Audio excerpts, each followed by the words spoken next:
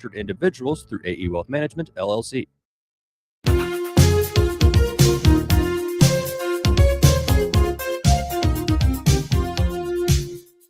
It's another JR Morning with Chris Renwick, Lloyd Jackson, and Jamie Edmonds on 760 WJR and streaming on WJR.com, where Michigan comes to talk. Happy Friday. Good to have you. Friday. Yay! And I'll tell you what, we have another jam-packed show. Yeah, we do. It feels like no matter what day it is, Does it make a difference? something crazy is going on. Always. So we're going to talk about a lot of it. I want to make sure we properly put the spotlight on these meetings today between the United States and Iran. The United States and Iran haven't really met with each other. No. Since 1979 during the Iranian hostage crisis. That's true. So, I mean, historically, in the whole most of this regime's era, they have not met. No. So you've got J.D. Vance going, Jared Kushner is going, Steve Witkoff is going, and they are going to meet with the mediators in Pakistan, and they are going to also meet with the delegation from Iran. I just think from a historical perspective, it is significant. It's very significant. The security is very tight over there in Pakistan. From what I understand, that the Iranian folks are there already, and they're going to be talking with the Pakistani officials, and and then the U.S. and Iran will speak starting tomorrow, Saturday, and that's when their talks will begin. I also don't want to whistle past the graveyard either. J.D. Vance being the point person on this is also significant. It's huge. You know what it feels like? It feels like A.J. Hinge calling up Max Clark or something and going, "Here you go, kid. Let's see what you got." Yeah. Now, maybe you flounder, maybe you strike out five times at the plate in one game, and they go, "Okay, you're not ready," and they put you away. Maybe that's it. Or maybe they think J.D. Vance is ready, or let me give you door number three, which is J.D. Vance was one of the only people in the administration, according to reports, that was not in favor of military action against Iran. Oh. So his perspective of being, and by the way, Iran would know that now, right? Of course. They're keeping tabs on all of this. Absolutely. So if they see that J.D. Vance was not on board, maybe they would be more susceptible to J.D. Vance being there and being a part of these conversations. Yeah. It's just, again, That's a possibility. read between the tea leaves a little bit. It just feels like that could be at play here as well. So that's interesting. Meanwhile, again, these reports of, well, there's a couple oil tankers that have passed through the strait. Well, a couple carrier ships have passed through the strait. And again, this is the point of everything is very fragile here.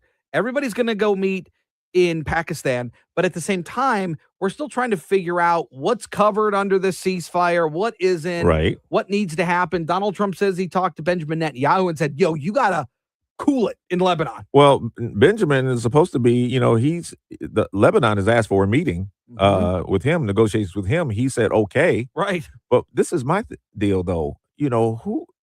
When you're negotiating with the government of Lebanon, I mean, are you really negotiating with them? Because Hezbollah, they don't listen to Lebanon, they listen to Tehran. Well, that's correct.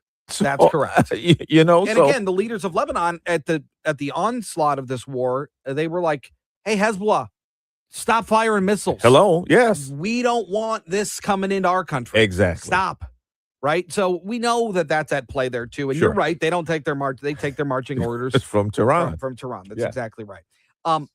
And we'll talk a little bit more about this coming up. Edward Brown's going to join us coming up at 6:19, and we'll get even more on a number of stories, including Artemis, which is expected to Can't wait. That's going to be great, man. Tonight. Can't wait. It's just, it's funny. One of the first things I thought of this morning was, boy, I hope everything's going to be okay. Oh, everything. Like just the nerves. Yeah, I know. Because we're on the last, it's the last leg. End. And everything has to be precise, and everything is timed, and everything, everything is. And I think it's it's been great so far. Right. Aside from the toilet being out of order, I mean, at a couple out of all the points, things that can be messed up, that's I mean, okay. if that's the toilet. I mean, hey, that's pretty good. yeah, It's pretty good. Melania Trump came out yesterday. Did you see this and talked about how she was not affiliated with I Jeffrey knew she was Epstein? having something, but didn't know it was going to be about this. Well, it was funny. I was watching Fox News earlier, and they said, First Lady Melania Trump is going to speak later, and we're told it's going to be newsy. I'm like, what does that mean? Right. Well, and then she came out and said that she was never in the same circles as Jeffrey Epstein. I do not object to their ignorance, but rather I reject their mean-spirited attempts to defame my reputation. I never been friends with Epstein. She's like, these reports of me being connected to him are ludicrous. It's not true. We were in the same places. Again, It's very similar to what like Hillary Clinton said. And what Donald Trump has said. Like we ran in the same circles, right? It's not like I'm running around with, I don't know, Prince's family members. You know what I mean? Yeah. We're not in the same circles. Right. We're not in the same circles. It's different. So they all ran in the same circles. All the elites in New York were in those same circles. Absolutely. So she's like, yeah, we were probably at the same place at the same time. Yeah. But I didn't know the guy. It was interesting. She also went on to talk about how the survivors need to be heard. I call on Congress to provide the women who have been victimized by Epstein with a public hearing specifically centered around the survivors. And there have been a number of lawmakers that have come out and said, yes, absolutely, we agree. Yeah. Nancy Mace being one of them for the Republicans saying, we agree. You should make sure that these survivors get their day to tell their story. Well, at first they said that, the president didn't know that she was going to do this. And then there was some, I have a very hard time believing that. There's no way that she could get up there and talk about that and he not know about it. And come on. Somebody would tell. Somebody would say something. Yeah. Eligible men will soon be automatically registered into the U.S. military draft system as the Selective Service system prepares to shift away from the current self-registration process by December. Under the change, most U.S. men ages 18 to 25 will be entered into the draft database automatically through federal data systems rather than signing up online themselves. Officials say the goal is to streamline registration and improve compliance. The update was approved by Congress under the 2026 National Defense Authorization Act, signed into law in December of last year, and is now undergoing final regulatory review. The Selective Service says the change transfers responsibility from individuals to the federal system itself. There has not been an active military draft since 1973, and officials emphasize that no draft is currently planned. However, if ever reinstated, it would require congressional action and a lottery system to determine service order.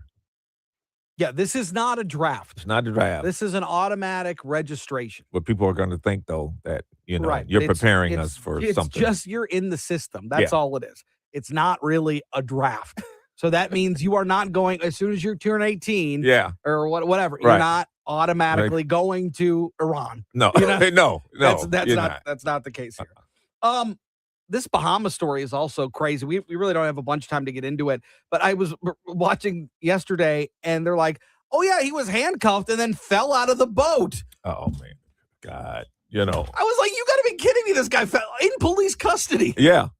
Now, newly revealed text messages show that Brian Hooker told a friend that heavy winds and strong currents separated him from his wife, Lynette, after she fell overboard Saturday night near Elbow Cay in the Bahamas. Hooker claims he tried to paddle toward her for several hours with a single oar before washing ashore on a neighboring island. The Royal Bahamas Police Force arrested Hooker Wednesday following 3 hours of questioning, while his attorney maintains his innocence and says the incident was a tragic accident. Authorities have yet to file formal charges, and such search efforts continue as the investigation continues. It's now a recovery type of investigation now. But yeah, it's something strange. And the daughter even said that, listen, my stepdad. Also, there were reports yesterday that she had also been arrested for domestic abuse. Yes. So maybe this is a dysfunctional relationship. It could be. and we don't know yet what happened No. here, but they're, from Michigan down in Lenawee County. Interesting story. Yes. Tigers lose, Red Wings win. I don't know.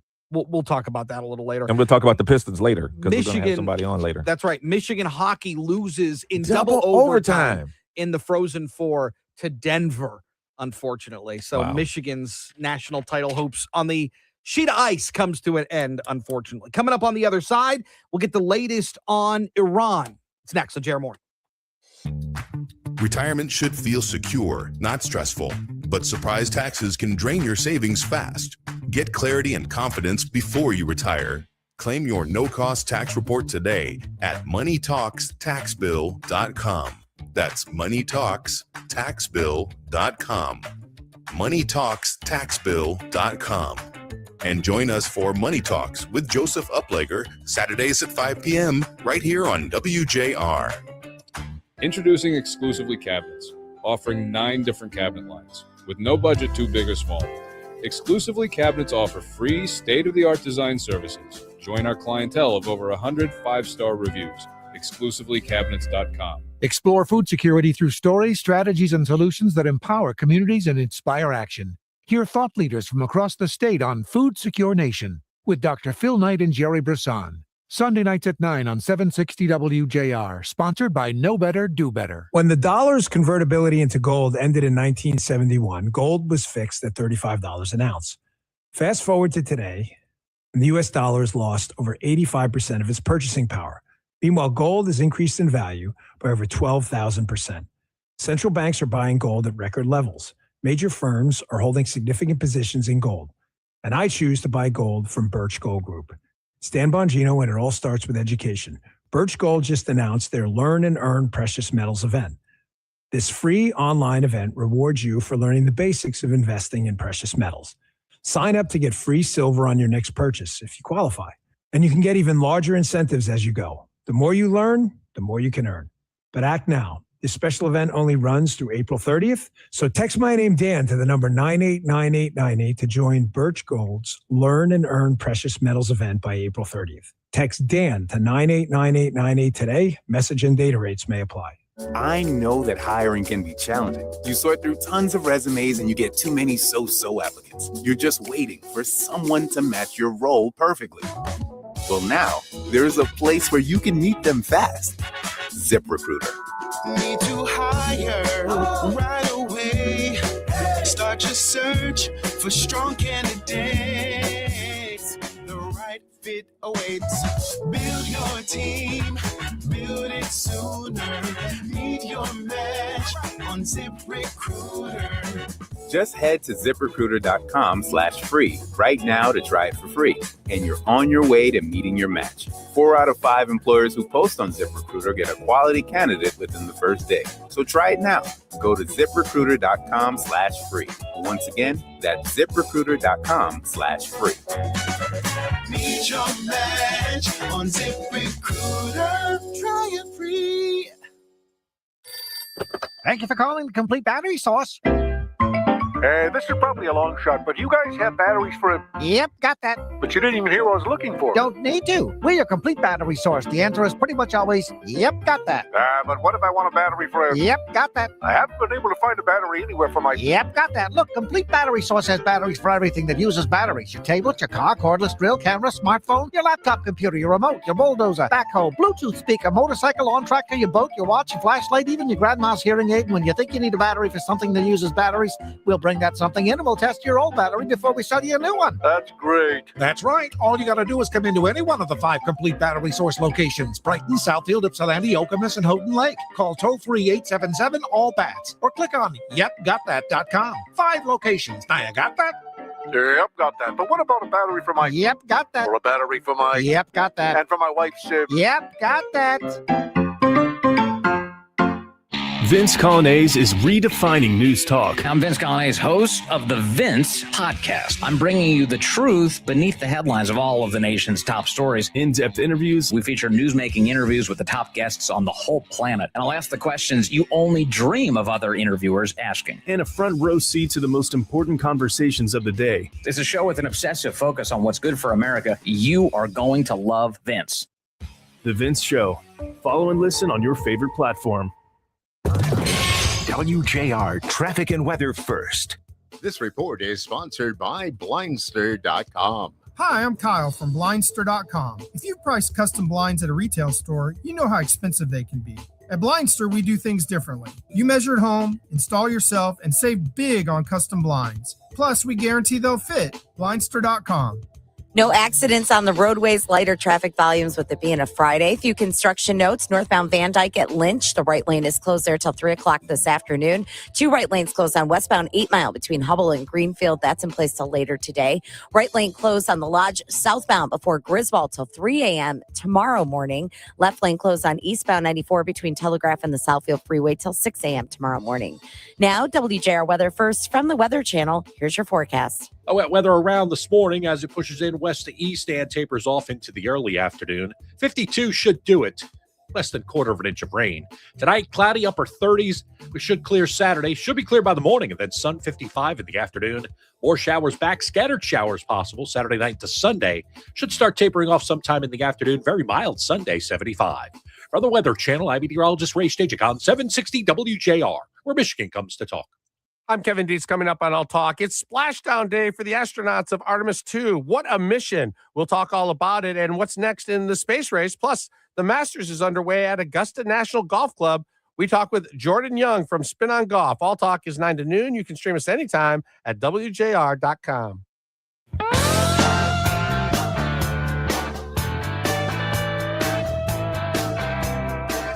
So, after weeks of heavy military action, bombings, all these things, this ceasefire deal that was put into place feels like it is just sitting on a damn paper towel. I'm telling you. It just Real it fragile. feels like at any point this thing could fall through. Yeah. And we could be at a really bad point because Donald Trump's talked about how our military is in the region and they are resting, they are regrouping, and they are just waiting to hear what happens next. Mm-hmm. Well, now, of course, the negotiations are going to go on.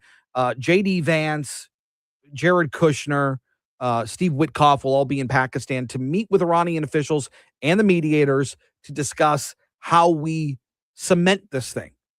And that means the Strait of Hormuz needs to be open, which yesterday sounds like was still pretty tight. Yeah. Only a few ships getting through and relatively remains mostly closed at this point. Eben Brown's a Fox News reporter and WJR contributor and joins us this morning. Eben, good morning. Good to have you. Good morning. Good to be with you. Where are we at as these discussions are set to go on today in Pakistan? Where do we stand today? I would say we're not really in that great of a place. What the president has communicated to the world as being the conditions of a ceasefire, Iran is now contradicting, and big time. They are not allowing, as far as we can tell, ships to transit through the Strait of Hormuz, which the president had said would happen immediately. In fact, the president ended up posting on his social media last night, hey, this isn't what we agreed to. Now, the president has also not really removed our military from the immediate area, and they're not standing down. So if in fact the president should give the order, the fighting resumes, and it would not be good for Iran. Iran is weakened, certainly militarily. They are also insisting that part of the term of the ceasefire is that Israel not strike Lebanon in any way. Israel has struck Lebanon because Hezbollah in Lebanon has been striking Israel. So Israel's been striking Hezbollah targets. Just yesterday, after some quick communication, the Israelis and the proper Lebanese government agreed to host talks about disarming Hezbollah. And so I'm not sure exactly how far those will go because the Lebanese proper government seems to be rather weak. And has yet to actually make good on their word in terms of disarming Hezbollah, insisting that they should be the ones to do it, but they just haven't. In the meantime, I think while there perhaps might be an operational pause, I don't think it'll be long-lived. I don't, the Iranians, meaning the regime, have never negotiated in the past in good faith. We don't exactly know with whom the president and his people have been speaking. We can only imagine it is some remnant of the regime, probably some power structure within the IRGC. That's like having the SS run the entire Third Reich itself. It's the most fanatic and most deadly of the most fanatic and most deadly. So again, I don't. It'd be hard to imagine them agreeing to disarm, to step aside, to make peace when they have lived their entire political lives of the past 50 years hell bent on not doing any of that stuff. The peace talks this weekend, Evan, Vice President J.D. Vance heading up the U.S. side, he called the Lebanon dispute a legitimate misunderstanding. Is that some diplomatic language there or wishful thinking? It could be perhaps a bit of both. I think maybe some wishful thinking, but also but it may have been a misunderstanding. Maybe Iran thinks it's all one, and that if anything, I think kind of betrays all of the people who say these wars are separate. They're actually not. Hezbollah is, in fact, a proxy of the Iranian regime. And anyone who's said otherwise in a way to defend the Iranian regime over the years has just been proven wrong by the Iranian regime. These groups are, in fact, controlled and funded and directed and loyal to the Iranian regime, whether it's Hezbollah, whether it's Hamas in Gaza, whether it is the Houthis in Yemen, and other groups, Kataib Hezbollah in Iraq, which is separate from Lebanese Hezbollah, and other splinter little groups that have taken up the same cause around the world. It's funny. We've seen a bit of like reverse psychology, particularly from Democrats that, at first they were like, how could this guy go to war? And then they changed once the ceasefire took hold into, well, he didn't even finish the job, which was odd. And then I saw on Fox News one day, General Jack Keane with the Institute of Study of War was saying that did Donald Trump lose his leverage here? And it feels like he has made threats like, you got to open the Strait of Hormuz. Don't make us go back to military action. But does he feel like he can follow through with it, at least, I guess is what I'm asking. Well, I think he's demonstrated that the firepower is there, and then that's all he has to do is give the word. I also think President Trump, again, has demonstrated the whole carrot and stick approach. He hangs something in front of you that you want, and in this case, Iran wants a ceasefire or an end to hostilities. But you have to make good on what your promise is. If not, out comes the stick. And the president has shown so far that we carry some very big and thick and heavy sticks. They've been whacked pretty hard. The Iranians. Their top political class, much of their top clerical ruling class are gone. A lot of middle management is gone. They're all dead. Their weapons production facilities, I think, are mostly gone at this point. Whatever missiles they're firing is just whatever is left in the hopper. They don't have ways of making new ones anymore. Right.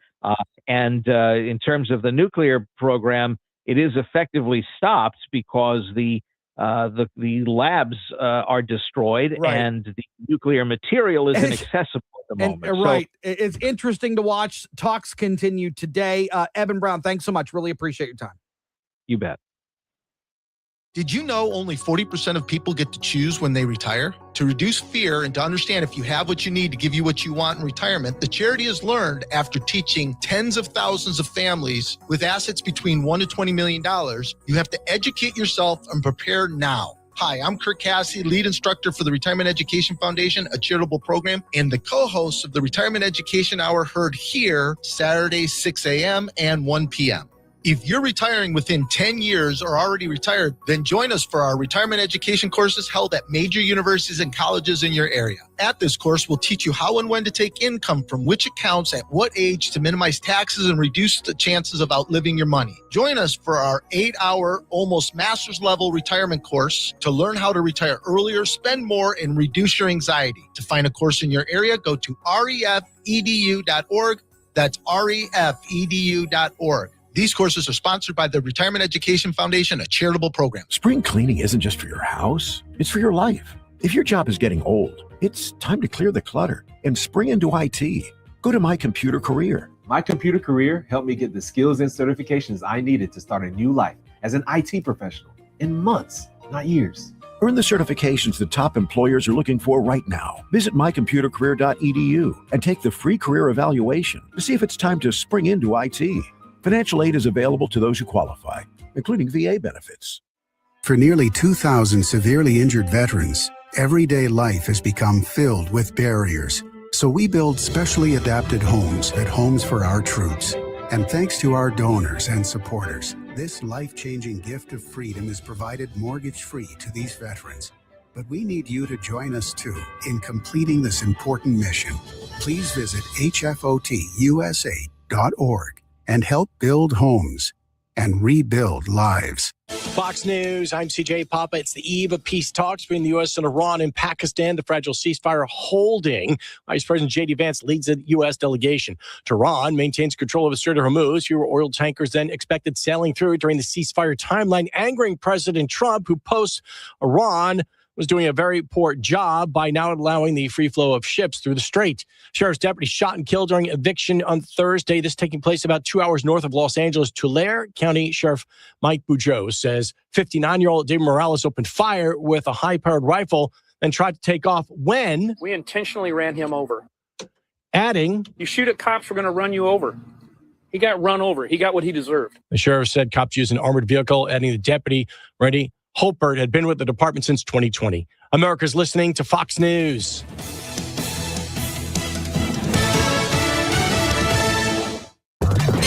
WJR Traffic and Weather First. This report is sponsored by Blindster.com. Hi, I'm Kyle from Blindster.com. If you price custom blinds at a retail store, you know how expensive they can be. At Blindster, we do things differently. You measure at home, install yourself, and save big on custom blinds. Plus, we guarantee they'll fit. Blindster.com.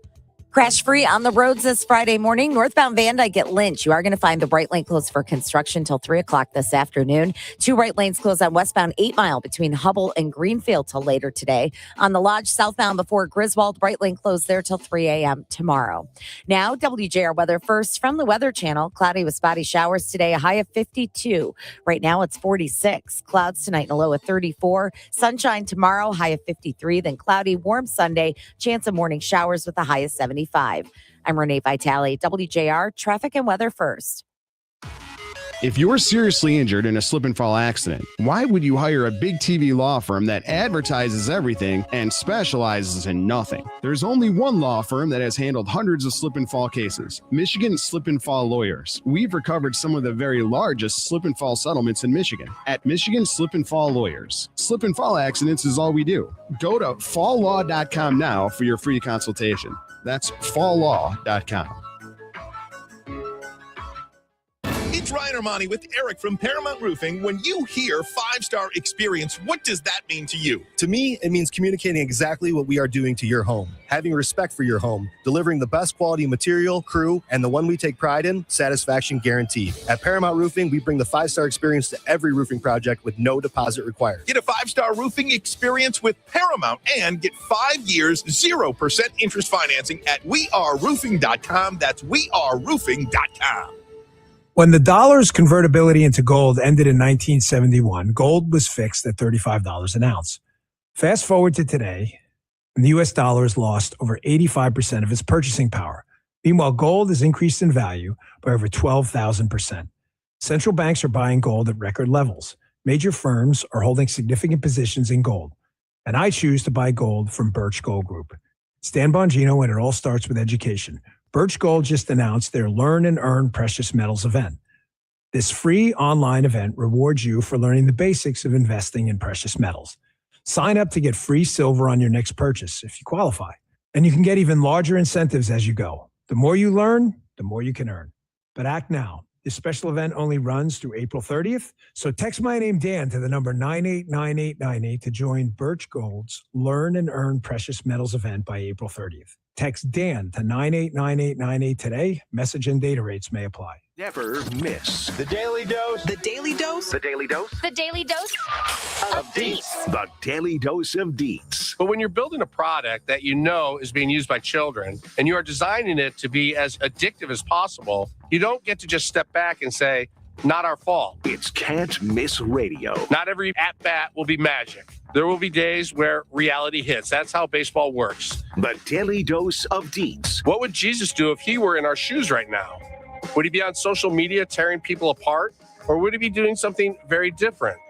Listening, loving people, even the ones who see the world completely different. First thing out of the gate on All Talk with Kevin Deets. We're 44th out of 50 states in this country in fourth grade reading. So I want to ask you something. How is that acceptable? Weekdays at 9 on WJR.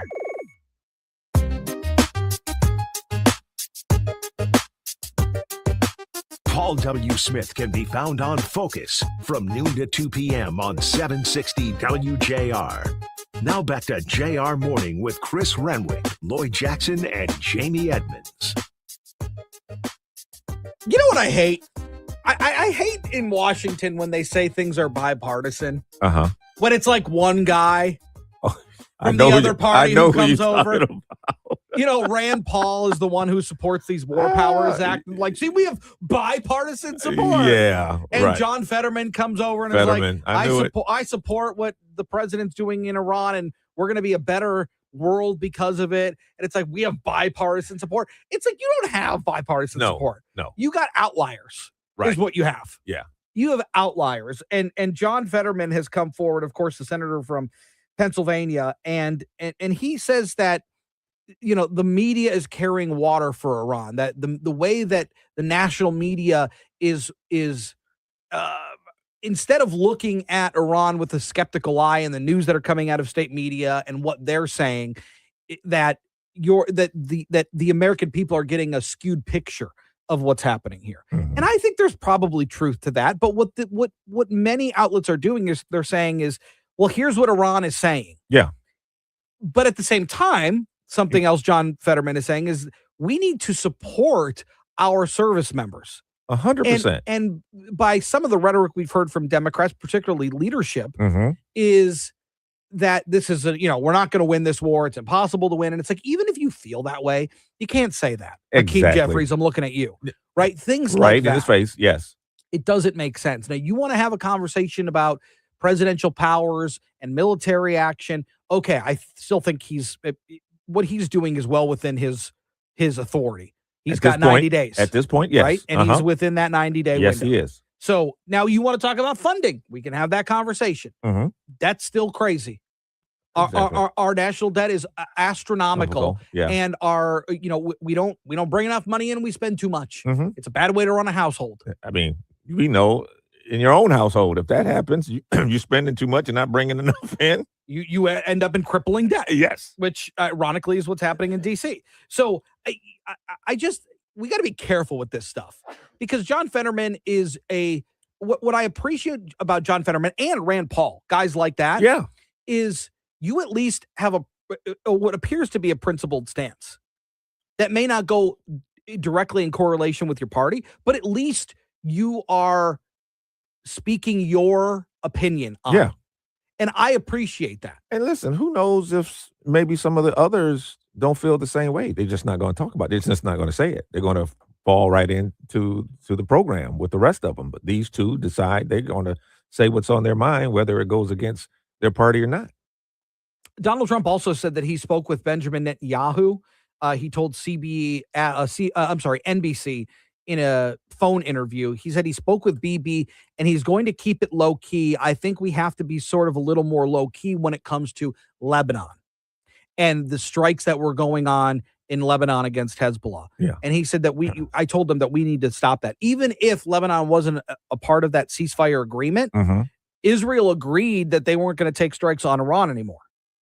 As part of the ceasefire. And is that part of also why BB says he's going to meet with the Lebanese government? Absolutely. And I told you yesterday, and again, this wasn't one of my best opinions. It's not that shocking. Yeah. The president was going to talk to him and go, yo, chill. chill. Yeah. We understand. You knew that was coming. Lebanon wasn't a part of this. That's We right. get it. But we're trying to do something here. Yeah. And if you're continuing these actions in Lebanon against Hezbollah, well, we need to we got to recalibrate here. Yeah. Because we could be on the cusp of something good happening here, which means we don't have to do this anymore. Mm-hmm. Now, I don't know if that's what he said, But that's how I feel. Yeah, well, that makes sense. But once again, though, like I said earlier, Bibi meeting with the Lebanese government, I mean, do they really have a say? Because this whole thing is, to disarm Hezbollah. Well, Hezbollah doesn't listen to the Lebanese government; they listen to Tehran. Correct. So, I mean, is it really beneficial for him to have these negotiations with the Lebanese government and try to get something done with Hezbollah? Well, again, I think it's good faith at the very least. Yeah. Okay. At the very bare minimum, it's at least because look, innocent people have died there Absolutely. as a result of those strikes. Absolutely. So that has to be a factor. It has to be a factor. Now, you could talk about human shields and all of those things are true. But at the end of the day, if you're working towards some sort of peace deal, some sort of settlement that is going to bring an end to these hostilities, that again, we don't know.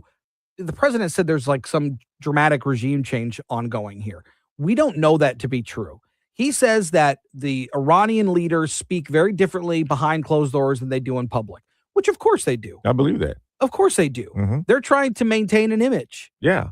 I mean, they have a blackout over there in Iran. They don't want their people to know what they're saying. And whether that's built on a house of cards is irrelevant. Yeah. The realities are there is at least conversations going on. And there are actively going to be conversations going on today with mediators. Mhm. So I what the president did in talking to Benjamin Netanyahu, I think is a good thing. Now, whatever Israel does with Lebanon is a whole separate thing. And you're right, it could be nonsensical. But at least those conversations are going to be going on. And the fact that they're going to potentially pull back on some of those strikes in Lebanon, I also think is a good thing. Meanwhile, Mark Rutte says that some NATO allies may be willing to help with the Strait of Hormuz, which is, for all intents and purposes, shut still. Yeah. And that was not a condition of the condition of the ceasefire was that the Strait of Hormuz would be open. Absolutely. Because there are lots and lots and lots of shipping containers, cargo ships, oil tankers that have not been permitted through. Only, I don't know, under 10, And I believe think have gone through. Yeah, and I think oil has gone up a little bit because of that. At first, it was coming down because everything was going to be open, but now, about $100 a barrel. And one of Donald Trump's main contentions with NATO was that they didn't come when we needed them. Now, part of that is Donald Trump was saying, well, we're taking this action with Israel, and whether or not they saw the Hormuz, the Strait being closed, is a whole other ball of wax. Yeah. But it happened. And then when Donald Trump said, hey, Spain, can we use our military bases there to launch off? And they're like, nah, dog, not doing that. Yeah. And other countries have had similar sentiments. Germany was not going to get involved, the UK not getting involved. And so this rift then was created with this particular conflict. He says that he, being the president, says this all started with Greenland. But Mark Rutte says that some NATO nations might be coming along and willing to help. Clearly, the overwhelming majority of Europeans have done what the US asked of him and what was previously agreed in these circumstances. And yes, sometimes it takes a bit of time. But hey, guess what? We have coalitions in Europe. We have sometimes the political home front to take care of. So sometimes it takes a couple of days. And Mark Rutte has been put in a very difficult position. He really has. Because the president has said, like, look, we need to reevaluate our relationship with NATO. If we can't count on you in a situation like this, then when can we count on you? They say that they've been tested and they failed. Now, it's not, I don't think, a fair criticism, only because we weren't attacked. Exactly. NATO is more of a defensive. Well, yes, but Article 5 says if there is one country in NATO that's attacked, then everybody responds. Right. And that was not the case here. No. But they are much more reliant on the oil that comes than through we the are. straits. Yes, absolutely. So you would think that they would have a little bit of a stake in that game. Yeah, and not just let the United States handle it and just say, you guys deal with Right, it. but Even, from and their we're suffering over here. But from their perspective, I get it. They're like, you did this. Figure it out. We weren't even consulted. Which, again, I also understand. The United States didn't want to put that out there. No. Because you're going to risk leaks. You're going to risk all kinds of stuff. Yeah, you couldn't do that. You can't do that. No. But at the same time, Mark Rutte has been put in a very bad, tough spot. And I think he's handled it pretty well. And in terms of the relationship with Mark Rutte and Donald Trump, I think that's very strong. You said it's still strong. Yeah. And I think that does bode well for the relationship because I don't think the United States needs to reevaluate our standing with NATO. No. Personally. Coming up on the other side, we're going to talk to Matthew Schneider. Pam Bondi refusing to comply with a subpoena on Jeffrey Epstein. Did that surprise you? We'll talk about it next, coming up on JR Morning. LifeLock, how can I help? The IRS said I filed my return, But I haven't. 1 in 4 tax-paying Americans has paid the price of identity fraud. What do I do? My refund, though. I'm freaking out. Don't worry, I can fix this. LifeLock fixes identity theft guaranteed and gets your money back with up to $3 million in coverage. I'm so relieved. No problem. I'll be with you every step of the way. 1 in 4 was a fraud-paying American. Not anymore. Save up to 40% your first year with promo code NEWS at LifeLock.com. Terms apply. The biggest golf tournament of the year is here, and now you can trade the tournament on Kalshi. Rory McIlroy is trading at 7% to win it all. That means a $100 trade pays out over $1,100 if he takes it. On Kalshi, you're trading against peers in a live market, meaning there's no house. And as the odds move, you can buy in and out of your position all tournament long. For a limited time, download the Kalshi app and use code PRESS to get $10 when you trade 10. Kalshi. Kalshi. Trade on anything. The financial industry can be confusing. That's why our show, Expedition Retirement, has a new name. Join us for Fire Your Financial Advisor, Saturdays at 3 and Sundays at 5 on News Talk 760 WJR.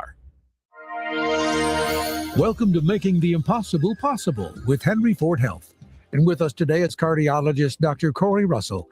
From the routine to leading-edge breakthroughs at Henry Ford, healthcare is more than high-tech. It's human. And Dr. Russell, how does this impact your work? That's so true. As a physician, what we do is intrinsically personal. It's incredibly important to me to maintain that human connection with my patients. My goal is to help my patients feel better and continue living longer, happier lives with their loved ones. That truly makes me happy. Well, that's wonderful. And Henry Ford is a nonprofit. How does this impact the care you give as a physician? Because Henry Ford Health is a nonprofit, our donors and their gifts power the advancements that help us improve and save more lives every day. Philanthropy is the difference maker that enables the next level of exceptional patient-centered care, leading-edge research, clinical training excellence, and broad community impact. Great. Cardiovascular care is part of your Detroit expansion plans. Can you share more? Cardiovascular care will be one of the specialties in the new hospital facility currently being built at our Detroit campus. Thanks to donor support, we can continue to engage in the most advanced research while investing in the best equipment and technology available, all to improve our patients' lives. To learn more or make a gift, visit henryford.com/above and beyond. WJR traffic and weather first. This report is sponsored by Blindster.com. Hi, I'm Kyle from Blindster.com. If you price custom blinds at a retail store, you know how expensive they can be. At Blindster, we do things differently. You measure at home, install yourself, and save big on custom blinds. Plus, we guarantee they'll fit. Blindster.com. No crashes slowing you down on the roads right now. Northbound Van Dyke at Lynch. Right lane is closed for construction till 3 o'clock this afternoon.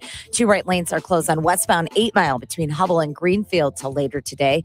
The right lane is closed on the Lodge southbound before Griswold. That's in place until 3 a.m. tomorrow morning. Left lane closed on eastbound 94 between Telegraph and the Southfield Freeway until 6 a.m. tomorrow. Now, WJR weather first from the Weather Channel, sponsored by NECA IBEW Local 58.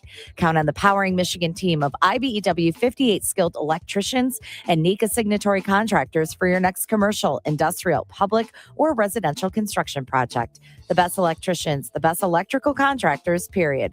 Learn more at poweringmichigansfuture.com. Here's your forecast. Any showers around will start winding down as we head through this morning and into the afternoon to just isolated stuff. It stays on the cool side, 52. Tonight, mainly cloudy, 38. And we'll kick off our weekend with a clearing sky by Saturday morning. Mostly sunny, 55 in the afternoon. Showers return through about early afternoon Sunday, much milder, near 75. From the Weather Channel, I'm meteorologist Ray Stagicon, 760 WJR, where Michigan comes to talk. Call us or text us. The number's the same. 1-800-859-0957. 1-800-859-0WJR. Powered by Michigan Auto Law. Auto Accident Attorneys. Visit Autolaw.com. That's Autolaw.com.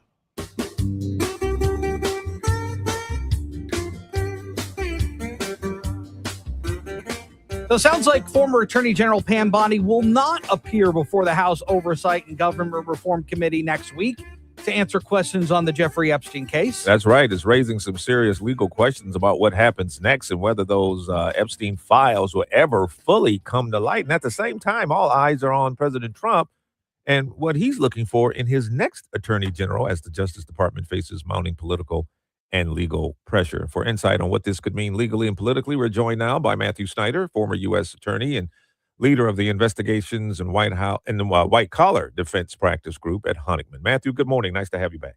Good morning. Thanks for having me back. So let's start here. Can someone simply avoid a congressional subpoena by no longer holding the office that they were in when it was issued, like Pam Bondi is arguing? Does that hold water? So I don't think that's Pam Bondi's best argument, because a subpoena is a subpoena to an individual, whoever that person is and wherever they are. A subpoena is a request for information or testimony, and it's for a request for what's in your mind and what did you know and when did you know it. And that can go to Pam Bondi when she's Attorney General or when she's a private citizen. And if she wants to complain that it doesn't apply to her now because she's no longer in office, well, the committee can simply go over to the printer, hit the print button, and in 5 minutes, they'll have another subpoena that says, Pam Bondi, private citizen, you're subpoenaed. So that's not her best argument. Her best argument is probably a more legal one, which it has to do with the separation of powers. The Congress, they're in one branch of government. Pam Bondi was in the executive branch of government, and this has been tried and true and has been used before between the branches for the executive branch to say, I don't have to comply with your subpoena because your branch of government can't interfere in my branch of government's operations. And I know this because when I was in the White House as a lawyer for President George W. Bush, this is the exact same argument we used all the time. And so did Bill Clinton, so did Barack Obama. Presidents have done this in the past, so it's a little surprising that she's choosing to use the argument she is. Well, is she choosing that or is the department choosing that? Right. That this is a statement from the Justice Department that she's no longer able to testify because she's no longer with the Justice Department. Which so have we heard directly from her? No, that's just been a Justice Department statement, which does beg the question, well, if not her, then who? Are they requesting a subpoena of Attorney General Todd Blanche, the acting Attorney General? I don't think they want that either. I think ultimately the Congress wants, and probably the Justice Department thinks, that the best person for this is the person in charge at the time, and that was Pam Bondi. Let's talk about this issue of handling the Jeffrey Epstein files. From what we know, I mean, deadlines were missed, some key names were redacted. Legally, what obligations did the Justice Department have under the Transparency Act? So those are that is the entire purpose of this subpoena. Now, remember, this subpoena was sent from Jim Comer, who's a Republican on this committee, and the Democrats joined in this subpoena request. And they have those same questions, Lloyd. They want to know, well, how did you go through this process? Why did you make these redactions? And more importantly, what else is out there that we haven't seen? And that really directly relates to what is in those files and what does the Justice Department know that the public doesn't know? And that's the purpose of the subpoena, and that's why they want to have that testimony out there. So do you think that she ultimately will testify or be forced to testify?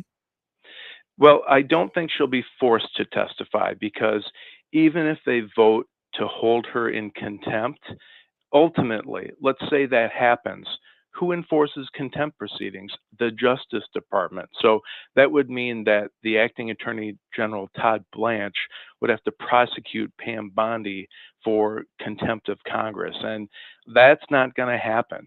So if she is going to testify, I think it would be voluntary, that she would have to come forward and say, all right, I will do it. And like other people have done, Bill and Hillary Clinton, other people have voluntarily testified. So that is an option.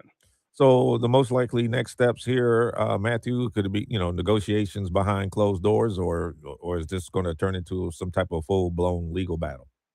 So the next steps are, well, we've blown a date here because the subpoena requests testimony within a certain amount of time. They'll probably have to reissue the subpoena for a later date. Now, they could reissue it and it could just be addressed to Pam Bondi at her home address.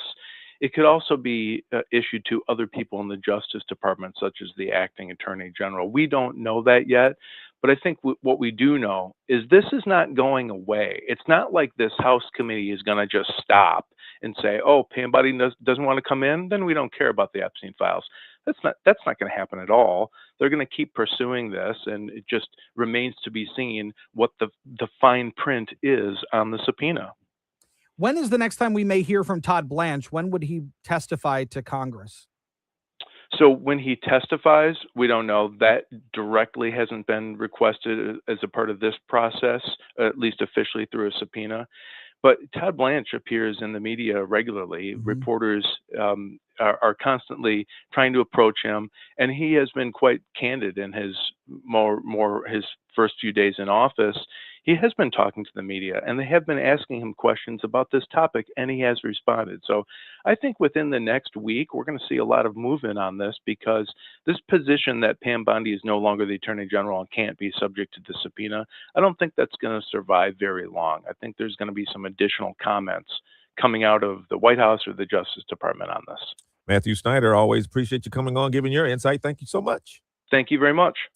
Meanwhile, the First Lady, Melania Trump, came out yesterday and said these reports of her connecting her to Jeffrey Epstein, they need to stop. The lies linking me with the disgraceful Jeffrey Epstein need to end today. And she said that she never had a close relationship with Jeffrey Epstein. I do not object to their ignorance, but rather I reject their mean-spirited attempts to defame my reputation.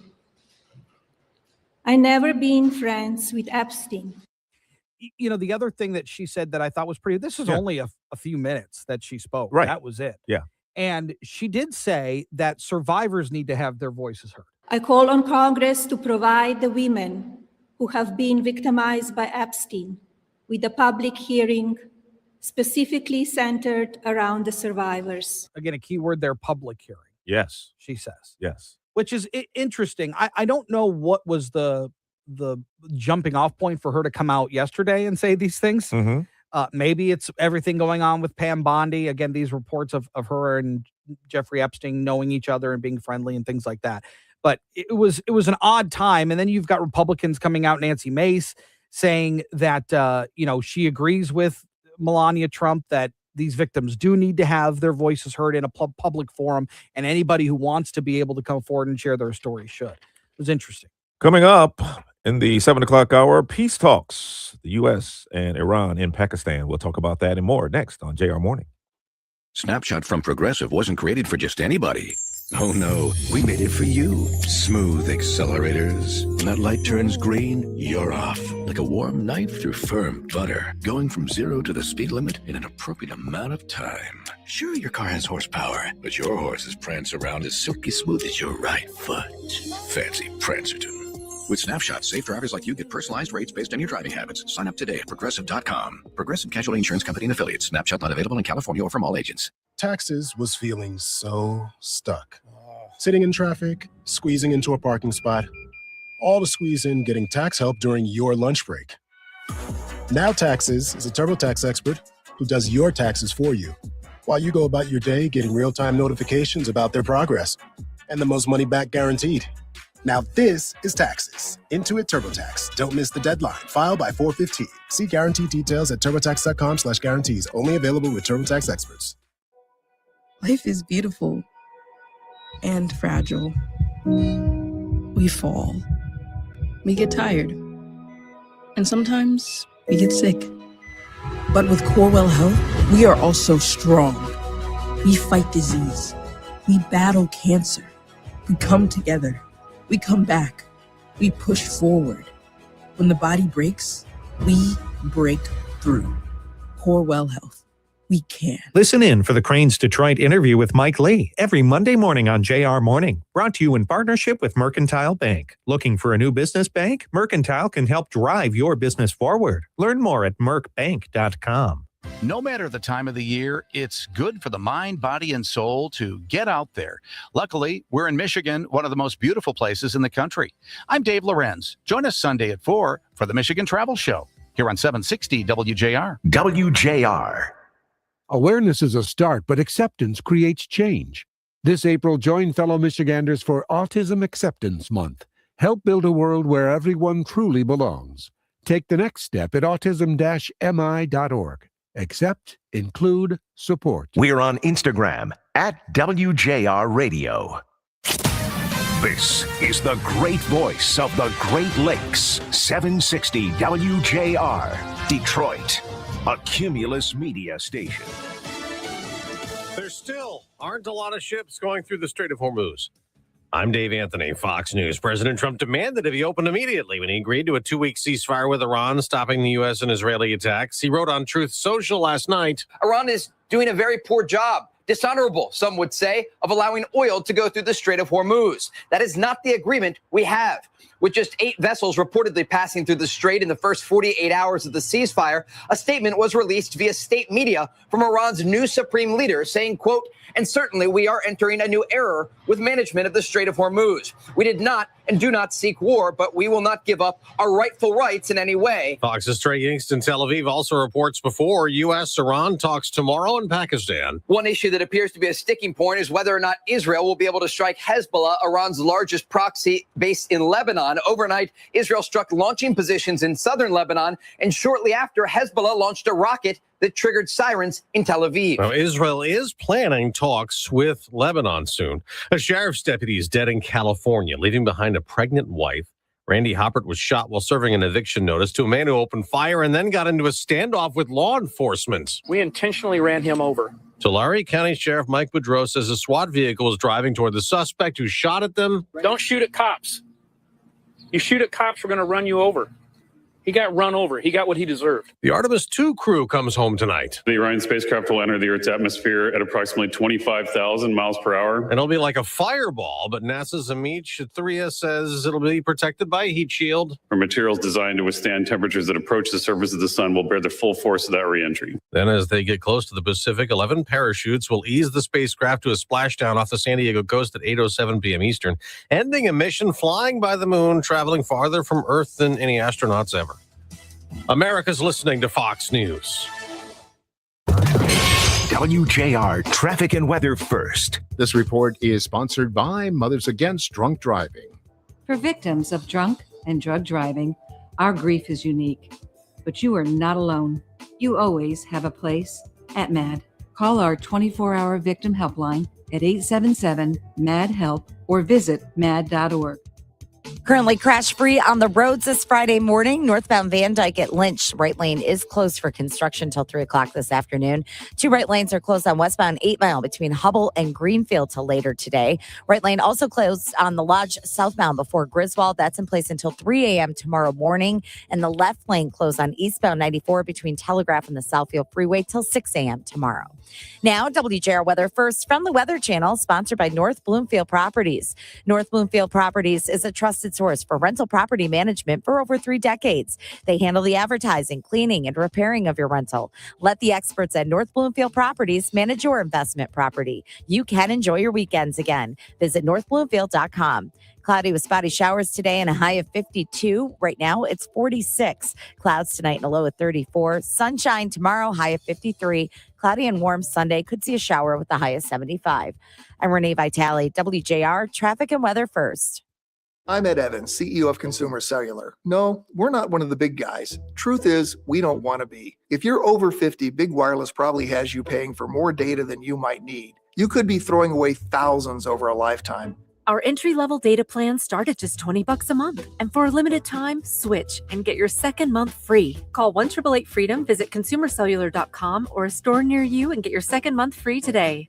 Plans include $5 credit for auto pay and e-billing. See site for additional details. Finding great candidates to hire can be like, well, trying to find a needle in a haystack, but not with ZipRecruiter. Its powerful technology actively finds and invites qualified candidates to apply to your job. So while other companies might deliver a lot of hay, ZipRecruiter finds you the needle in the haystack. See why 4 out of 5 employers who post a job on ZipRecruiter get a quality candidate within the first day. Try ZipRecruiter for free at ZipRecruiter.com/free. That's ZipRecruiter.com/free. ZipRecruiter. At Michigan Medicine, we know the best care for you is always the care that's up to you. That's why we fight for your rights as patients to get world-class care close to home with the providers you choose. We're fighting the insurance denials that stand in the way of leading-edge care. Plus, we're making sure your doctors, nurses, and pharmacists have everything they need to support you.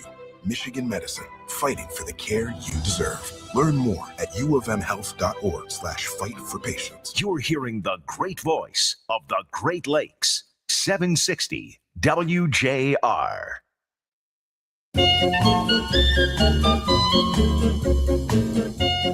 It's not just morning, it's a JR morning with Chris Renwick, Lloyd Jackson, and Jamie Edmonds on 760 WJR and on the WJR app, where Michigan comes to talk. All right, 7 o'clock hour. And the latest on Iran is that we've got negotiations happening today. The United States and Iran have not negotiated directly and since 1979. So the historical perspective here is pretty big. I was 13. What's that? I was 13. Oh, yeah. When they last You were talked. 13. Yes. Do you remember For how that went? Yes, just for perspective, yeah. Do I remember? Yeah, how'd that go? No, I don't remember. No. I know there were some hostages over there, and that's why we were talking. Yeah. I knew that much. Yeah, but J.D. Vance will be leading the charge. Steve Witkoff, Jared Kushner, all there for the United States in Pakistan. If this happens at all, because the Israeli military this morning is still striking Hezbollah targets in Lebanon, and Iran is saying they're not going to attend the peace talks with the United States if the truce is not extended to Lebanon. Right, which was not a part of the original truce. And Donald Trump said he talked to Benjamin Netanyahu and said, yo, hey, man, we got to stop this. We got to keep it low key, I think is What's how he interesting is the head of security or whatever for Iran, who was at the initial peace talks to get this ceasefire going, tweeted out that Lebanon was included way back. So who's telling the truth here, you know? Right. Well, the reports that we were getting here in the United States is that Lebanon was not included. Yeah, right. That's what we heard. And J.D. Vance, said it could be a misunderstanding. That's what he said. Well, it could be a misunderstanding. We also thought the Strait of Hormuz was going to be open. And that has relatively not been either. So I guess, 6 in one, half dozen in the other. Something's got to give on both sides, and Israel doesn't want to stop these attacks in Lebanon. Iran doesn't want to open the strait. And so, again, that's why I think part of the reason why this is very fragile. Is such a delicate situation. Yeah.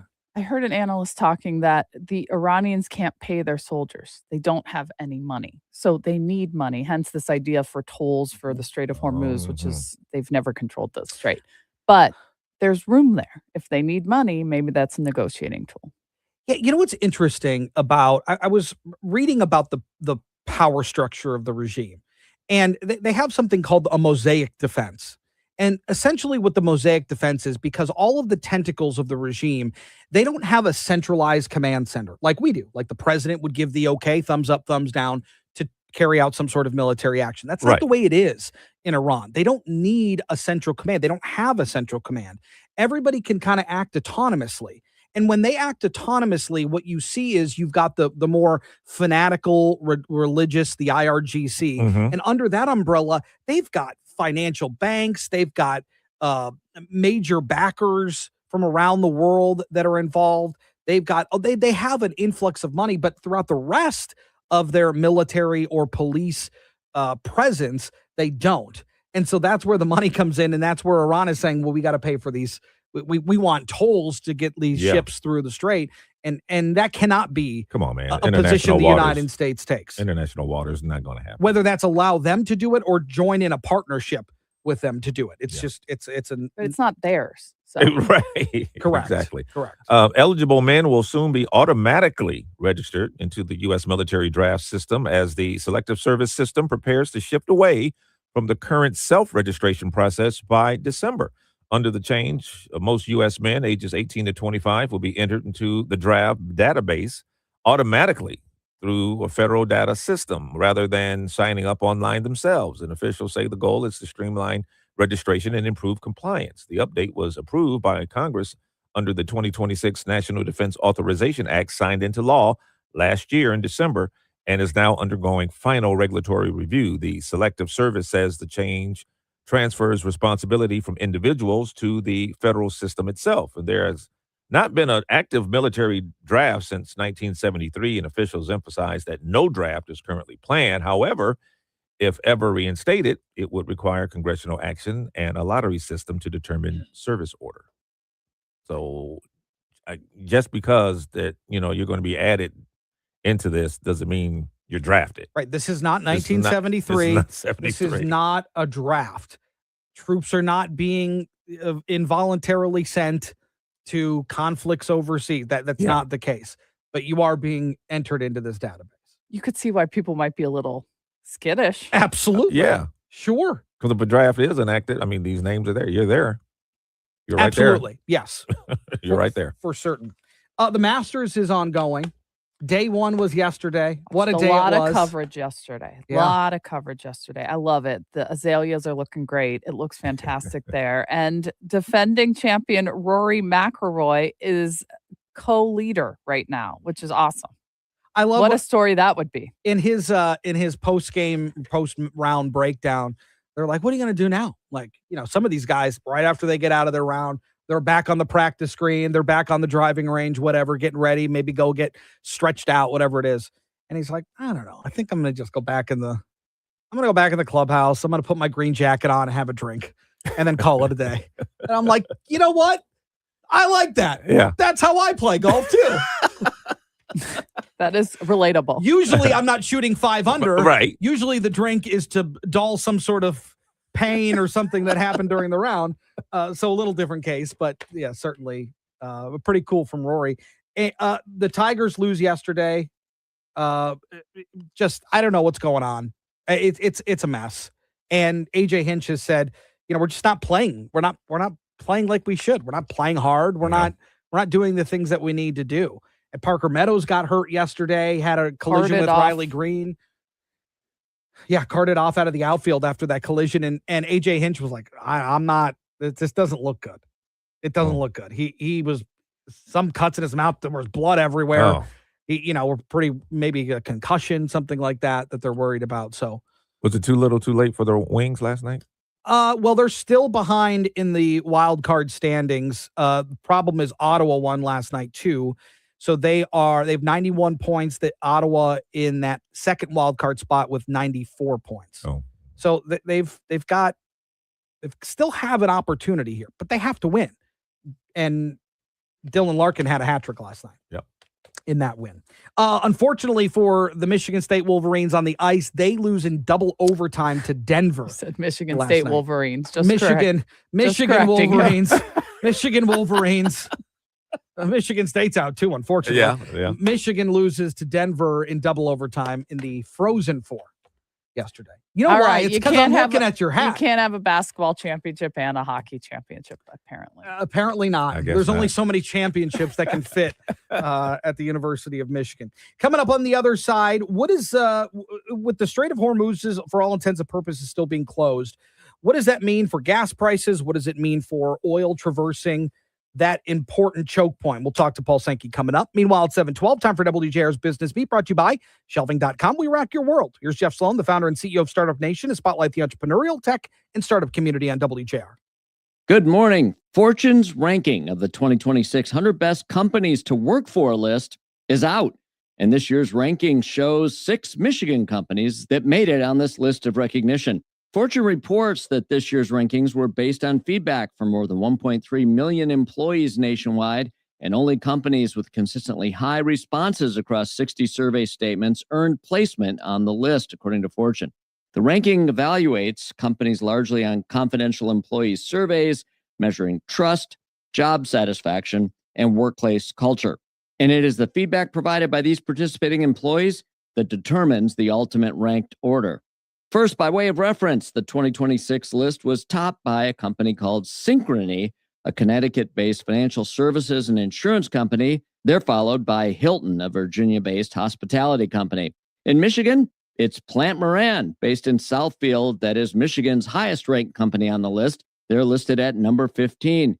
Employees say Plant Moran offers a comforting atmosphere and kind people who are willing to go out of their way to help and make sure their employees are happy. And here are the other 5 from the state of Michigan in the rankings. At number 18, Credit Acceptance, financial services and insurance based in Southfield. Number 23, Rocket Companies, with a focus on real estate based in Detroit. At number 51, Ally Financial, financial services and insurance based in Detroit. At number 55, Stryker, manufacturing and production in Portage, Michigan. And at number 73, Dow, manufacturing and production based in Midland. So all in all, a really good showing when you have 6 companies from the state of Michigan as a great place to work, one of the best places to work in the country, according to survey respondents, against a backdrop of only 100 in total making the list. We're proud of these companies, and it's, of course, important to make a list like this because your company is only as good as your employees, and the ability to hire great employees is only as good as how they view you as an employer. I'm Jeff Sloan, founder and CEO of StartupNation.com, the source for everything you need to start and grow your own business. And that's today's Business Beat on the great voice of the Great Lakes, WJR. Not sure which storage solution is right for your space? Visit Shelving.com's Madison Heights showroom, where their team of experts will help you explore the best options. With a wide selection, they make it easy to find the perfect fit. Shelving.com, we rack your world. All right, folks, as we approach Liberty Island, you'll see the iconic Statue of Liberty, standing tall at over 300 feet. The torch in her hand symbolizes a beacon of hope that's held up by her very wavy arm. If you have geographic atrophy, or GA, subtle changes in vision could mean it's progressing toward irreversible vision loss. Izervay, or avacincaptad pegol, is a prescription eye injection used to treat GA. It's proven to slow GA progression and could preserve your remaining vision for longer, so you can keep seeing the world around you. Don't take Izervay if you have an infection or active swelling in or around your eye. Izervay can cause eye infection, retinal detachment, or increased risk of wet AMD. Izervay may temporarily increase eye pressure. Your vision may be impaired after an eye injection or exam. Don't wait for your vision changes to progress. Ask your retina specialist about Izervay today. To learn more, call 1-855-IZERVAY or go to izervay.com. Paid for by Astellas Pharma. Get answers to your retirement planning questions by joining the president of the Brzezinski Group, Brett Brzezinski, for Inside Retirement, Sunday afternoons at 2. Firm offers insurance services. Investment advisory services offered only by duly registered individuals through AE Wealth Management, LLC. Catch the Michigan Opportunity, an economic development series featuring candid conversations with business leaders and innovators across Michigan.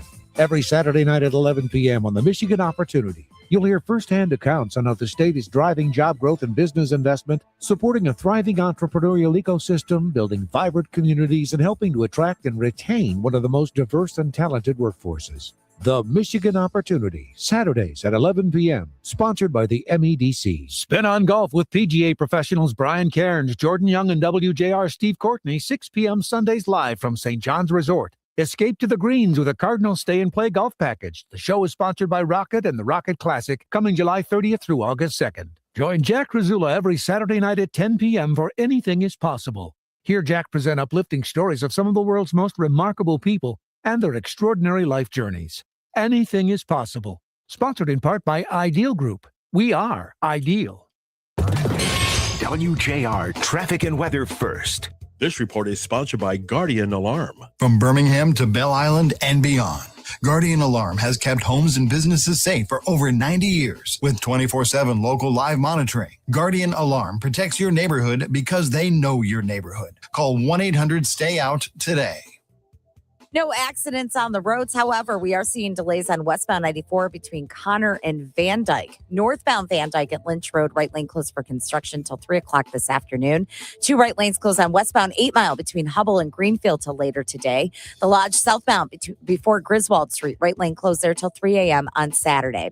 Now, WJR Weather First from the Weather Channel, sponsored by Mary Grove Awnings. You built the deck, you bought the grill. Now stop letting the sun push you around. Mary Grove Awnings, motorized, built tough. Click the remote, instant shade, and they can install in as little as 48 hours. Go to marygrove.com and book your free in-home appointment. Mary Grove, own your backyard. Here's your forecast. Showers are going to push through here as we push through this morning, tapering off to just isolated to widely scattered into the afternoon. So most of our rain before lunchtime, 52. Tonight, the clouds will hang around. We'll drop into the upper 30s. Suburbs might get a little bit cooler. Should clear out by Saturday as sun shines in the forecast, 55.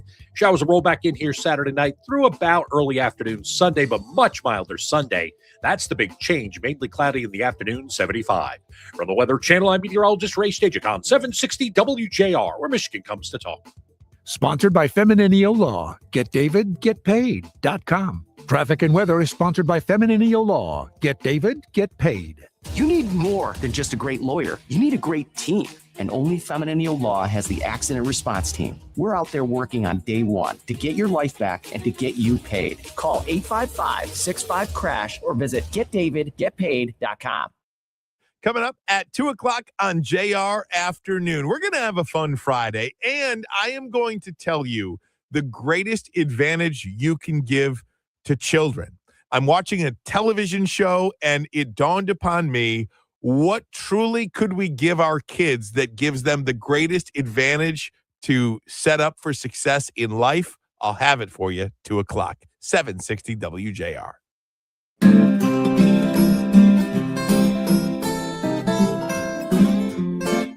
So at least as of this morning, a cost of a barrel of oil anywhere between $96 and $99, so hovering right around that $100 mark. Mm-hmm. And again, one of the tenets of this ceasefire deal was that the Strait of Hormuz was going to be open. It carries a fifth of the world's oil through it, so it's an important choke point. But that really hasn't happened yet. There's been a few ships that have been permitted to go through, but it hasn't been quite as free-flowing, I think, as some thought. And so that is reflective in the price of a barrel of oil. Paul Sankey's a lead analyst at Sankey Research and joins us. Paul, good morning to you. Hi. What do you make of what's happening with the Strait? Are you surprised that there hasn't been more movement there? It seems like a lot of folks thought there was going to be. Yeah, I mean, I think it feels a bit like the Trump administration declared the ceasefire in conjunction with the Pakistani prime minister, who's sort of trying to arrange the diplomatic efforts here. And it's not clear that the Iranians ever particularly agreed to it. It was announced at the time of the ceasefire, which is on Tuesday now, that the Iranians were ready to talk, but there was no real commitment on their side. And you also have a split in Iran where you have the supreme leader is absolutely in charge of everything, and he's uncertain in terms of where he is and how injured he is. That's Khamenei's son. So we haven't really seen or heard from him for sure since he was perhaps in the bombing that killed Khamenei and injured in that. The supreme leader has all the power, and then you have a government system that basically answers to him, and he's not around. But if you see pronouncements from the president or the foreign minister, that's not the real power base. The real power base is the Revolutionary Guard, and they're pretty nasty people, and they're not letting the ships through. So they never really committed to the ceasefire, and overnight, I'm afraid to say there's been almost no traffic. So that really, since this so-called ceasefire, the level of traffic hasn't changed at all. It's almost nothing, and that's a crisis for the world. Well, oil prices have dipped after, the news of the ceasefire. They had dipped some, and so a lot of people want to know how come gas prices don't fall just as quickly. What's happening behind the scenes that kind of delays that relief? Well, there's two things. Firstly, if you look at the oil price for actual delivery of a cargo today in the North Sea, it's $145 a barrel. So there's a huge disconnect between the real price at sea of a real barrel of oil and what we call the paper market. The paper market is sort of the trading on the New York NYMEX or Chicago or London, and there's just an enormous $50 a barrel difference. So that's one thing. Secondly, and we don't really know why or how that's going to play out, but it doesn't make any sense, and it generally means the oil price has to go higher, I'm afraid to say. So that's one thing. Secondly, there's a major lack of refining capacity crisis here, because you were sending a lot of refined products out of the Straits of Hormuz, and the lack of crude oil is shutting down a lot of Asian refining. And so, as you say, what you're seeing is that oil products, which is what you actually use, whether it's gasoline or diesel, and particularly jet fuel, prices have all gone absolutely crazy. So we're looking at diesel and jet fuel above $250 a barrel. Gasoline is more of a uniquely U.S. product. We use a lot more of it than other countries, and the supply there is somewhat better. So the gasoline crisis is the least of the issues. The big one is going to be jet fuel, and ticket prices for planes are going to go up probably at least 50% here, I would guess, believe it or not.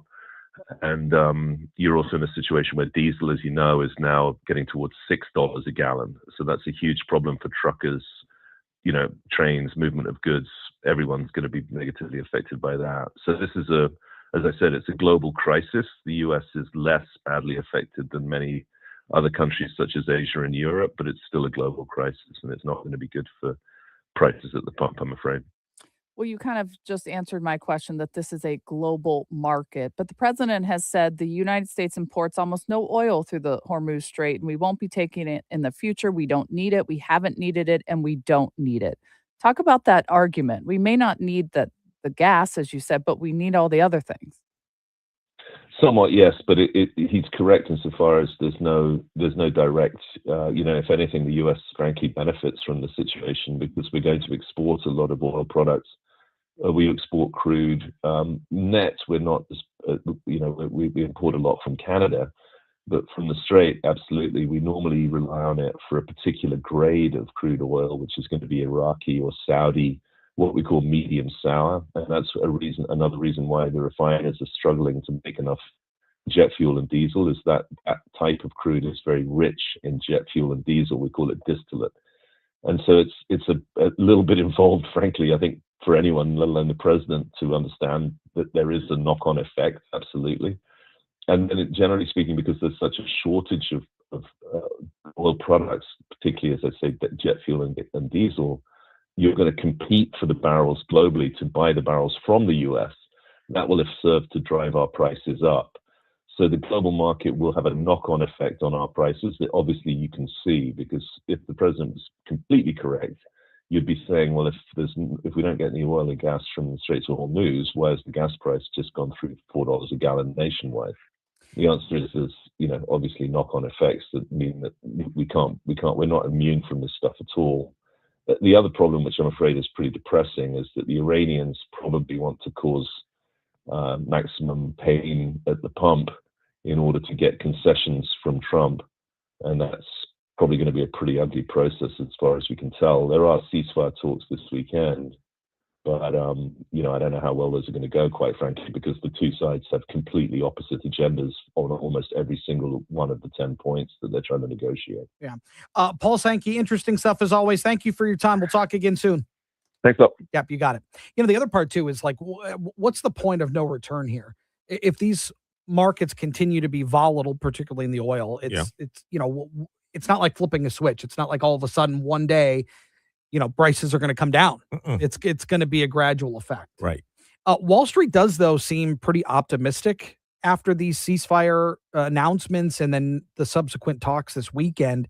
Things were certainly on a ride on Wall Street, but they do seem to be climbing back up. There's been some gains back, but the futures look pretty good as well, which is interesting. Well, they're listening. I mean, they're watching and watching what happens, I'm sure with these peace talks and what's going on over there, but they're just not reacting as frequently as they were before. They're just kind of watching and see. So we'll see. I think what happens this weekend will play a big part on how the markets react next week. Yeah, I mean, according to Bloomberg, S&P, NASDAQ, everything's in the green right now, but yeah, they're waiting for news about what's going on in the Middle East. It's every word. Every word that's coming out of this administration, they are watching like a hawk, just to see how things are going to play out, wondering, trying to find a tell that things are going in the right direction. Coming up on the other side, Abdul El Sayed had an event with Hassan Piker. He's a controversial figure on the progressive side of things. We'll talk about that next on JR Morning.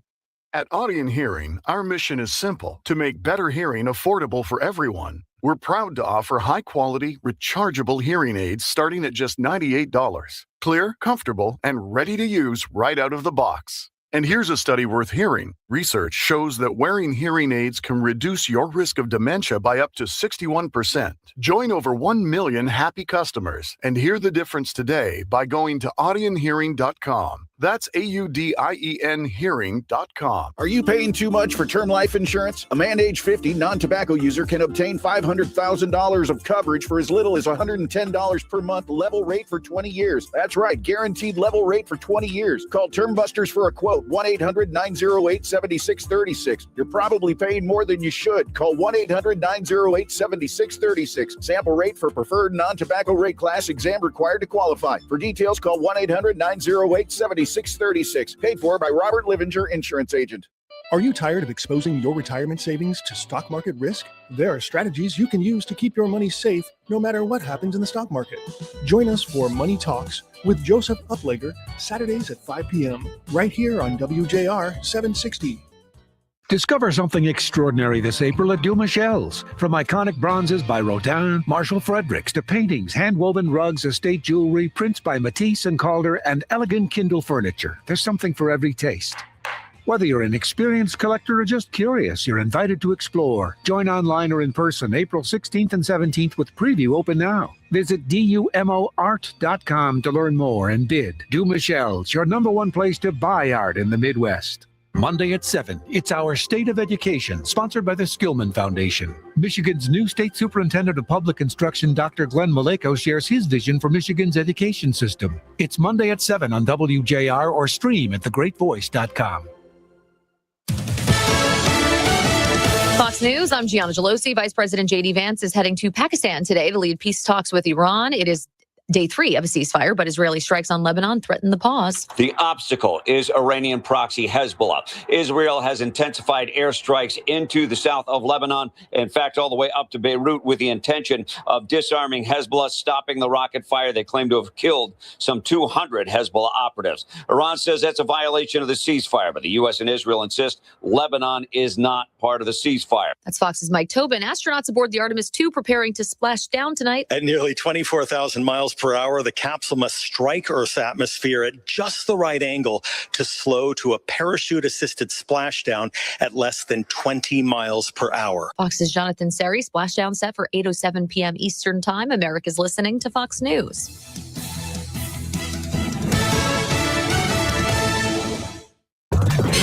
WJR traffic and weather first. This report is sponsored by Mothers Against Drunk Driving.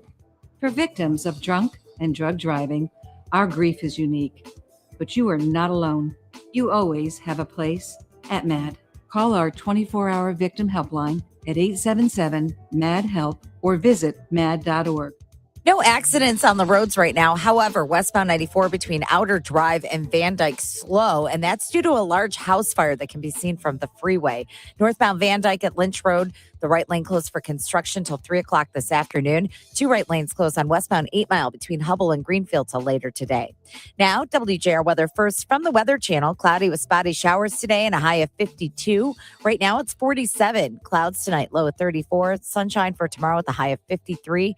Cloudy and warm on Sunday, high of 75. I'm Renee Vitale, WJR Traffic and Weather First.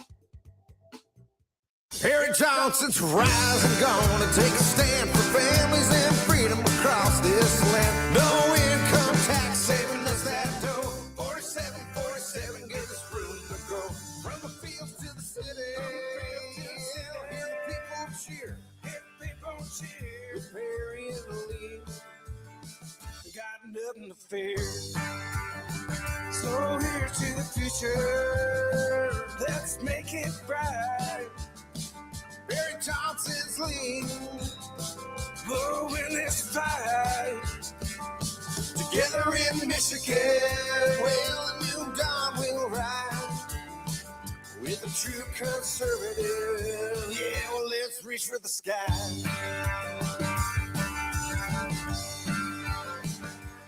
This message paid for by Perry Johnson for governor, because we must implement the mega audit to eliminate the waste and return the money to the taxpayers. It's tax season, and at LifeLock, we know you're tired of numbers. But here's a big one you need to hear. Billions. That's the amount of money in refunds the IRS has flagged for possible identity fraud. Now here's another big number. 100 million. That's how many data points LifeLock monitors every second. If your identity is stolen, we'll fix it guaranteed. One last big number. Save up to 40% your first year with promo code NEWS. Visit lifelock.com for the threats you can't control. Terms apply.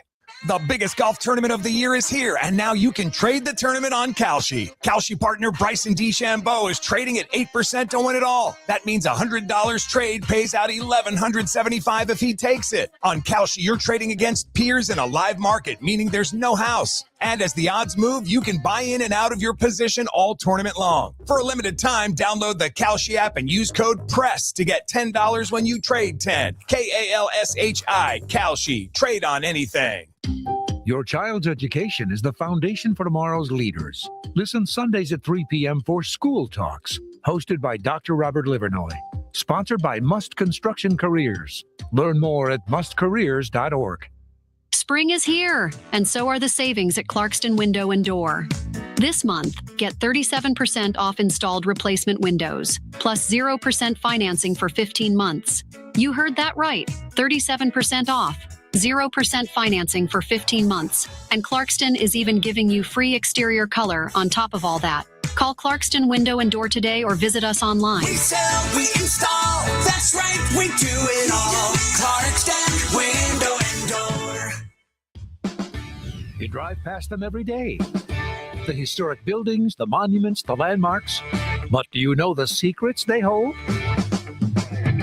Every iconic corner of our city has an untold story. From the surprising history of the Detroit salt mines to the legends who rocked the Grandee Ballroom and the true legacy of the Joe Louis Fist. It's time to look closer. Join historian Dr. Robert Livernoy as he uncovers the fascinating truths lying just beneath the surface on the Hidden in Plain Sight podcast. Find Hidden in Plain Sight with Dr. Robert Livernoy at thegreatvoice.com.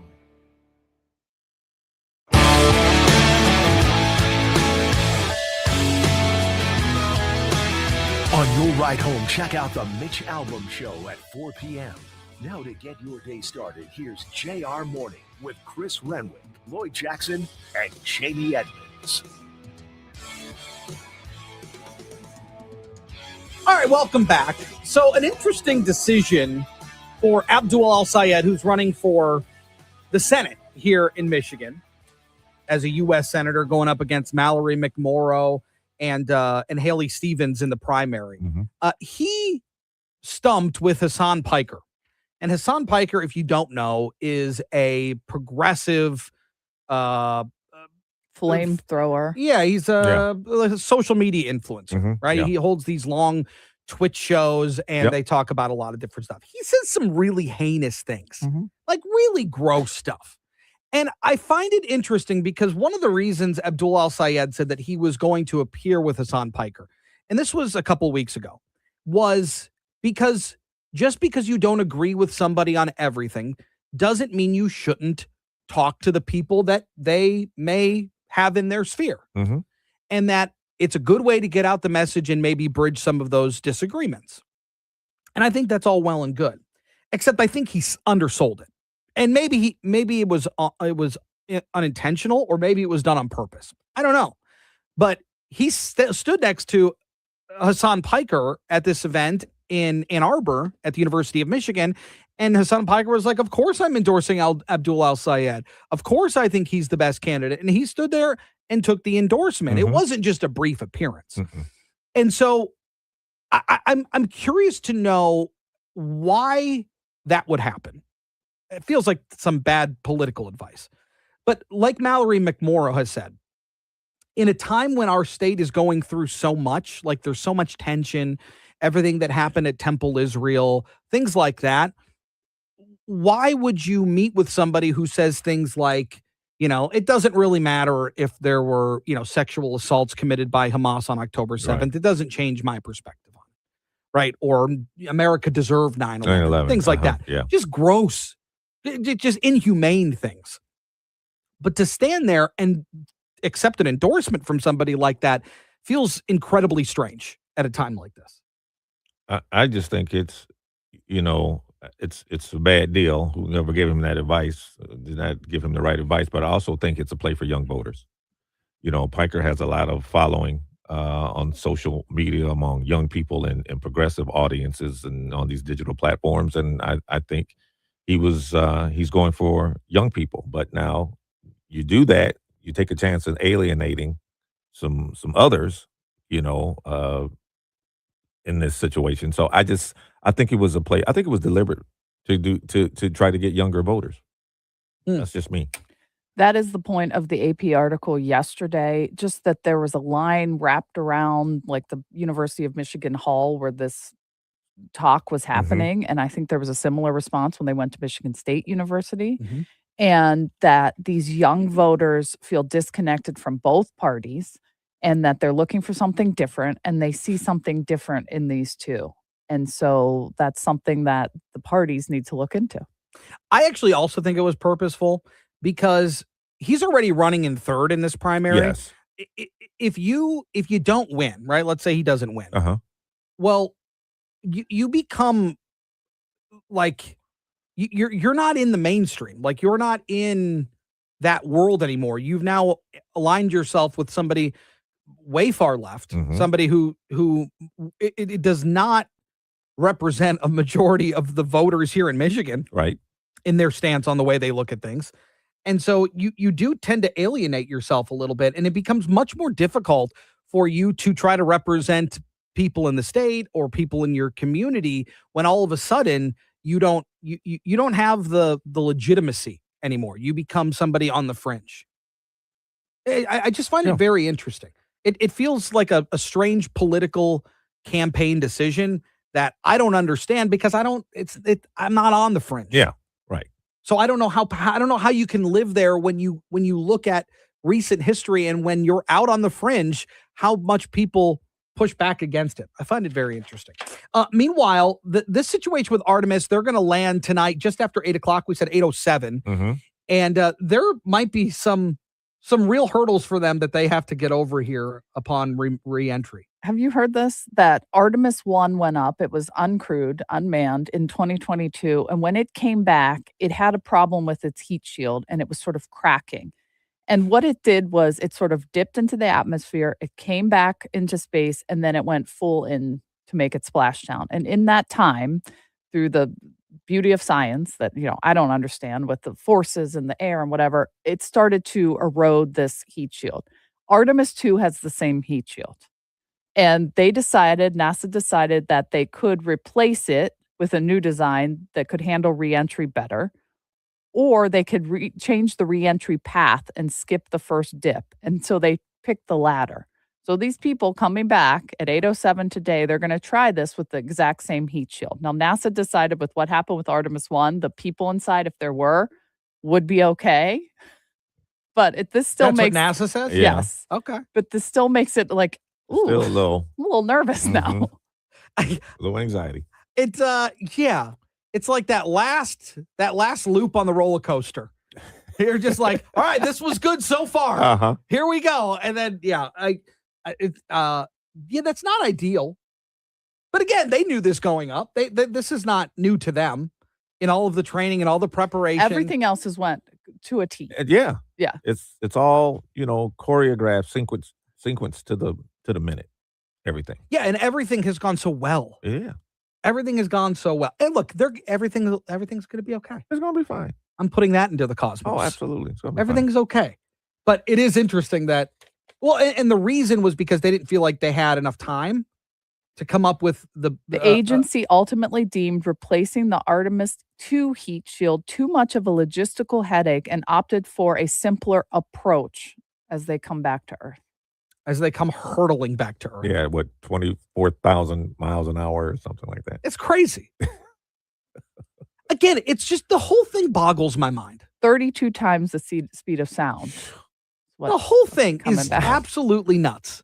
The whole thing. You just went up, circled the moon, and then are coming back. And now your heat shield might be flawed.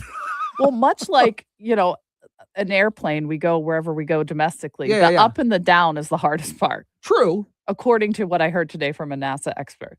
So now it's the down part. Now we're going down. And there's even a brief communications blackout during re-entry due to plasma buildup, meaning the teams on the ground must trust everything is going according to plan without real-time contact. I think that's pretty standard. How long is that?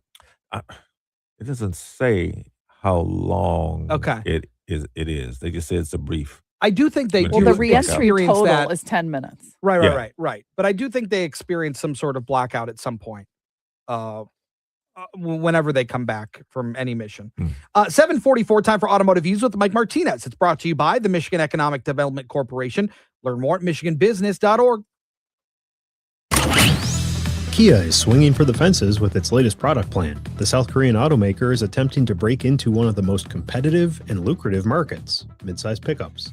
Kia says it will start selling a rugged body-on-frame midsize truck by the end of the decade, pitting it directly against models like the Ford Ranger and Toyota Tacoma. The automaker is hoping to sell at least 90,000 pickups a year in North America and claim a 7% share of the segment by 2034. It's a bold bet, and Kia could face an uphill battle. Truck buyers are among the most brand-loyal customers in the industry. It will be hard to get many to defect from the Rangers, Colorados, and Tacomas they've grown up with.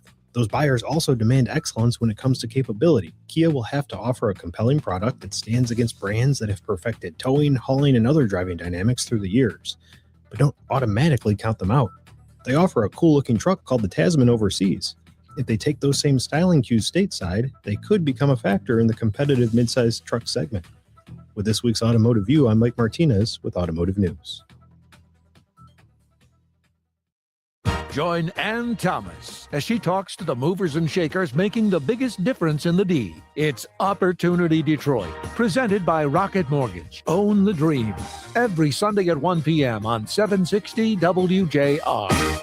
I'm Ed Evans, CEO of Consumer Cellular. No, we're not one of the big guys. Truth is, we don't want to be. If you're over 50, Big Wireless probably has you paying for more data than you might need. You could be throwing away thousands over a lifetime. Our entry-level data plans start at just $20 a month. And for a limited time, switch and get your second month free. Call 1-888-FREEDOM, visit consumercellular.com or a store near you and get your second month free today. Plans include $5 credit for auto pay and e-billing. See site for additional details. Finding great candidates to hire can be like, well, trying to find a needle in a haystack, but not with ZipRecruiter. Its powerful technology actively finds and invites qualified candidates to apply to your job. So while other companies might deliver a lot of hay, ZipRecruiter finds you the needle in the haystack. See why 4 out of 5 employers who post a job on ZipRecruiter get a quality candidate within the first day. Try ZipRecruiter for free at ZipRecruiter.com/free. That's ZipRecruiter.com/free. ZipRecruiter. Are you concerned about outliving your money? If so, tune in to Money Talks with Joseph Uplegger, Saturdays at 5 p.m. Joe will help make sure you get the retirement you deserve, Saturdays at 5 p.m. right here on WJR 760. No matter where you look, rising costs are hitting Michiganders hard. When you're forced to make tough choices, keeping the lights and heat on shouldn't be one of them. Consumers Energy is stepping up, giving back $5 million to assistance agencies and supporting efforts to increase energy assistance dollars for families in need by 50%. And with personalized energy savings programs, you can take steps to start reducing your energy bills today. Count on Consumers Energy for support. Learn more at consumersenergy.com/help. Monday at 7, it's our State of Education, sponsored by the Skillman Foundation. Michigan's new State Superintendent of Public Instruction, Dr. Glenn Maleko, shares his vision for Michigan's education system. It's Monday at 7 on WJR or stream at thegreatvoice.com. Spin on Golf with PGA professionals Brian Cairns, Jordan Young, and WJR Steve Courtney, 6 p.m. Sundays live from St. John's Resort. Escape to the greens with a Cardinal Stay and Play golf package. The show is sponsored by Rocket and the Rocket Classic, coming July 30th through August 2nd. Michigan has dominated college basketball and are now the reigning champs. To help celebrate their amazing season, a limited edition fully licensed basketball is being offered for only $149.95, with just 2,026 ever being produced. These will sell out. This championship ball recaps the entire season with scores, opponents, and logos. Call 800-345-2868. That's 800-345-2868 or visit nikcosports.com. Don't delay. Visit nikcosports.com. WJR Traffic and Weather First. This report is sponsored by Consumers Energy. Every day across Michigan, 75 cents of every customer dollar is at work securing the electric grid. From upgrading equipment to preparing for storms, it's year-round work that keeps your service more predictable. Michigan, you can count on Consumers Energy. No accidents on the roads right now. We do have slow traffic on westbound 94 between Cadgett and Van Dyke, and that's due to a large house fire that can be seen from the freeway.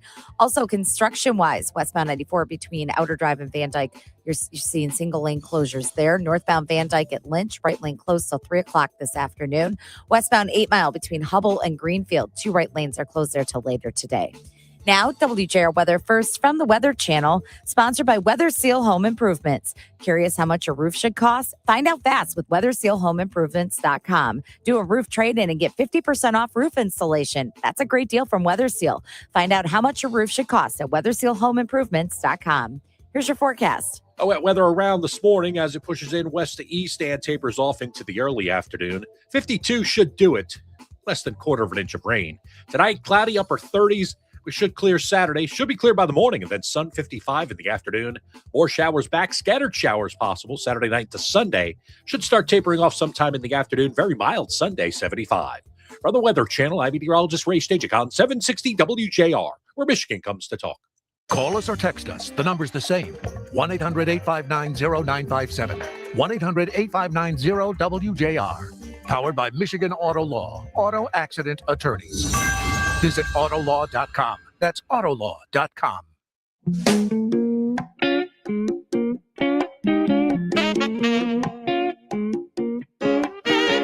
Well, we are eagerly awaiting the opening of the Gordie Howe Bridge. I can't wait to get on this thing.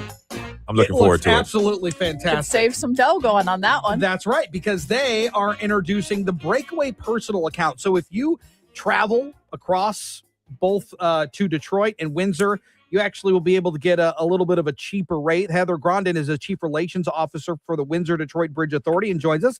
Heather, good morning. It's good to have you. Good morning. So let's talk about these breakaway accounts. How is this going to save people money? Yeah, so in March, we were able to announce our toll rates for the Gordie Howe International Bridge. And we announced both standard rates and our discounted rates that fall under our breakaway program. And through this program, people who set up accounts in advance, preload those accounts with funds, will be able to travel across the bridge for commercial vehicles at about 20% discounted per axle, and for passenger vehicles about 25% discounted over the standard rates. Now, the toll is already being described as significantly lower than the Ambassador Bridge. Was that intentional to influence driver behavior or just part of the long-term financial model? No, it was really part of the long-term financial model. You know, we put a lot of effort into looking at our bridge, looking at the affordability of crossing the bridge, and also looking at the amenities that we're offering. And the toll rates were the outcome of that assessment. When is the official opening? We don't have an official date just yet. We are planning on opening this spring. And as we do get closer to being able to identify that date, trust me, we will be sharing that with everyone we possibly can. Well, we'll save you a spot right here. Yeah, you can that's come right. make that Thank announcement you. right here. Thank you. What's left to be done on the bridge at this point? Yeah, you know, major construction is completed. What we're doing right now is really going through a rigorous testing process.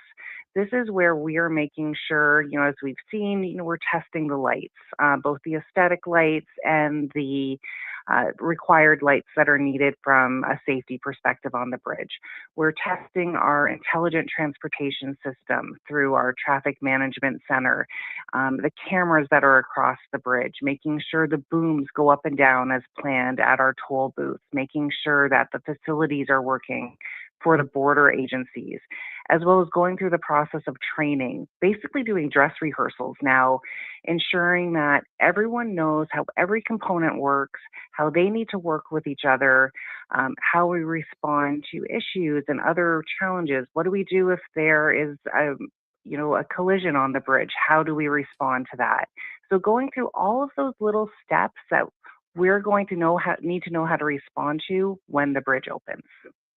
You know, once it opens, I know the bridge is going to connect directly into, 75 and 94 and Highway 401. Do you anticipate this becoming the preferred route for commuters and commercial traffic right away, or is that shift going to take some time?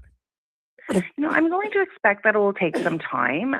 Whenever there's a major change in traffic patterns, when new highways open, when new interchanges open, it takes time for people to get used to that change, to become accustomed to driving to it, to integrating that new route into their overall and daily travel plans. So we expect that it will take some time, but we also expect, just as you were saying at the start, how excited people are. We expect there'll be a lot of people who just say, look, I've been watching this project for 25 years. I need to cross that bridge. So I think we're going to have a little bit of both. And, to me, I have an easy pass when I go on the turnpike home to Pittsburgh. This is kind of like that. You'd have something in your car for this breakaway account. That's exactly right. So, we've been doing testing of how effective our tags are. And what we're seeing is about 400 breakaway tag enabled vehicles can go through our toll booths per hour, one toll booth per hour. So you can just imagine how quickly this is going. Our vehicles just barely need to stop. They just pause, the tag is read, and they're able to move on their way. So really making it an easy part of your overall cross-border journey. Isn't there a customs portion of it, even if you have the tag? Yes, the tags and border inspection are two separate parts of the cross-border journey. So this is really focused on the tolling aspect of it, and all of the toll booths are in Canada. So whether you're Canada bound or US bound, that's where you pay your toll. Going through inspection is another step with our Canada Border Services Agency and U.S. Custom Border Protection. And if I want to ride a bike, I can ride a bike across there too, right? And that is one of the most amazing parts of the Gordie Howe International Bridge, and the part that was very much community driven. We do have that dedicated multi-use path for pedestrians and cyclists, and that's going to be toll-free for people to use. And conversations with the federal government, both here in the United States and Canada, have been ongoing, I'm sure. Yeah, that's really does take place at a higher level within the federal government. Not the focus of Windsor-Detroit Bridge Authority. Sure. Our focus is getting the work done. Getting the work done, getting people across the bridge, right? Exactly. Heather Grondin, thanks so much. Really appreciate your time, and can't wait for this thing to open up. It's been my pleasure. We look forward to seeing you cross that bridge. Absolutely. Oh, yeah. Very cool. Meanwhile, the DOJ is investigating the NFL. Have you seen this?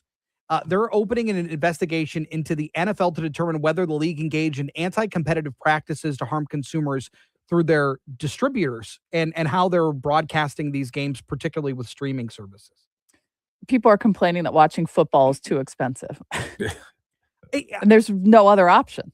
There isn't, but aren't they? I mean, I saw Roger Goodell, the commissioner, come out and say, like, we're the league that has the most visibility because our games are on Fox or CBS or NBC or ABC. Right. And he says 87% of its games are available on local TV. Right. And they've expanded. Now they're on Prime. Now they're on Netflix, places like that. But it does seem that they do have a lot of their games available. Most games. Yeah. It's my understanding this is focused on streaming. Right. But again, you look at some of these other leagues where the streaming is a much bigger component to it.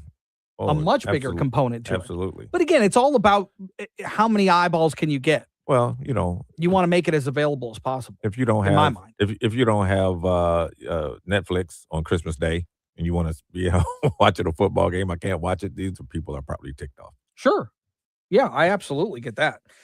Meanwhile, 8 o'clock hour coming up. We're going to talk a little Tigers, Pistons, and of course, we've got good news for you here on a Friday. All that and more coming up on JR Morning. Snapshot from Progressive wasn't created for just anybody. Oh no, we made it for you. Smooth accelerators. When that light turns green, you're off. Like a warm knife through firm butter. Going from 0 to the speed limit in an appropriate amount of time. Sure, your car has horsepower, but your horses prance around as silky smooth as your right foot. Fancy Prancerton. With Snapshot, safe drivers like you get personalized rates based on your driving habits. Sign up today at Progressive.com. Progressive Casualty Insurance Company and Affiliates. Snapshot not available in California or from all agents. Taxes was feeling so stuck. Sitting in traffic, squeezing into a parking spot, all to squeeze in getting tax help during your lunch break. Now Taxes is a TurboTax expert who does your taxes for you, while you go about your day getting real-time notifications about their progress and the most money back guaranteed. Now this is taxes. Intuit TurboTax. Don't miss the deadline. File by 4/15. See guarantee details at turbotax.com/guarantees. Only available with TurboTax experts. Spring is here, and so are the savings at Clarkston Window and Door. This month, get 37% off installed replacement windows, plus 0% financing for 15 months. You heard that right, 37% off. 0% financing for 15 months. And Clarkston is even giving you free exterior color on top of all that. Call Clarkston Window and Door today or visit us online. We sell, we install. That's right, we do it all. Clarkston Window and Door. Whether you're starting an office, industrial, public sector, or healthcare real estate project, you're going to have questions. How should we approach construction? Are we getting the best real estate advice? Lots of questions. At Plant Moran Real Point, our multidisciplinary team of real estate experts have decades of experience successfully guiding Michigan's largest real estate projects from concept to completion. Here's our point. To find the commercial real estate answers and guidance you need to succeed, let Plant Moran Real Point point the way. Learn more at pmrealpoint.com. JR Afternoon. Weekdays at 2 with Ryan Ermani on 760 WJR. This is the great voice of the Great Lakes. 760 WJR. Detroit. A Cumulus media station. Iran is doing a very poor job allowing oil to move through the Strait of Hormuz. I'm Dave Anthony, Fox News. President Trump posted that on Truth Social, adding, "That's not the agreement we have." With just 8 vessels reportedly passing through the strait in the first 48 hours of the ceasefire. Fox's Trey Yingst in Tel Aviv. I spoke with an intelligence source earlier today in the region who said the strait is effectively under full IRGC control. They decide who gets to go through, but more importantly, who doesn't. And so this is going to be a major issue at the negotiating table. And the Iranians keep making these public displays saying that they're in control. And those reports indicate they are even charging fees for vessels to pass through. But on a normal day, there are more than 100 vessels that pass through the strait. We're looking at single-digit numbers. Vice President Vance will lead the U.S. negotiating team in the talks with Iran tomorrow in Pakistan. But there's another issue that Iran says could derail an agreement, still insisting that Lebanon was part of the ceasefire. Israel's Prime Minister Benjamin Netanyahu says no. I want to tell you, there is no ceasefire in Lebanon.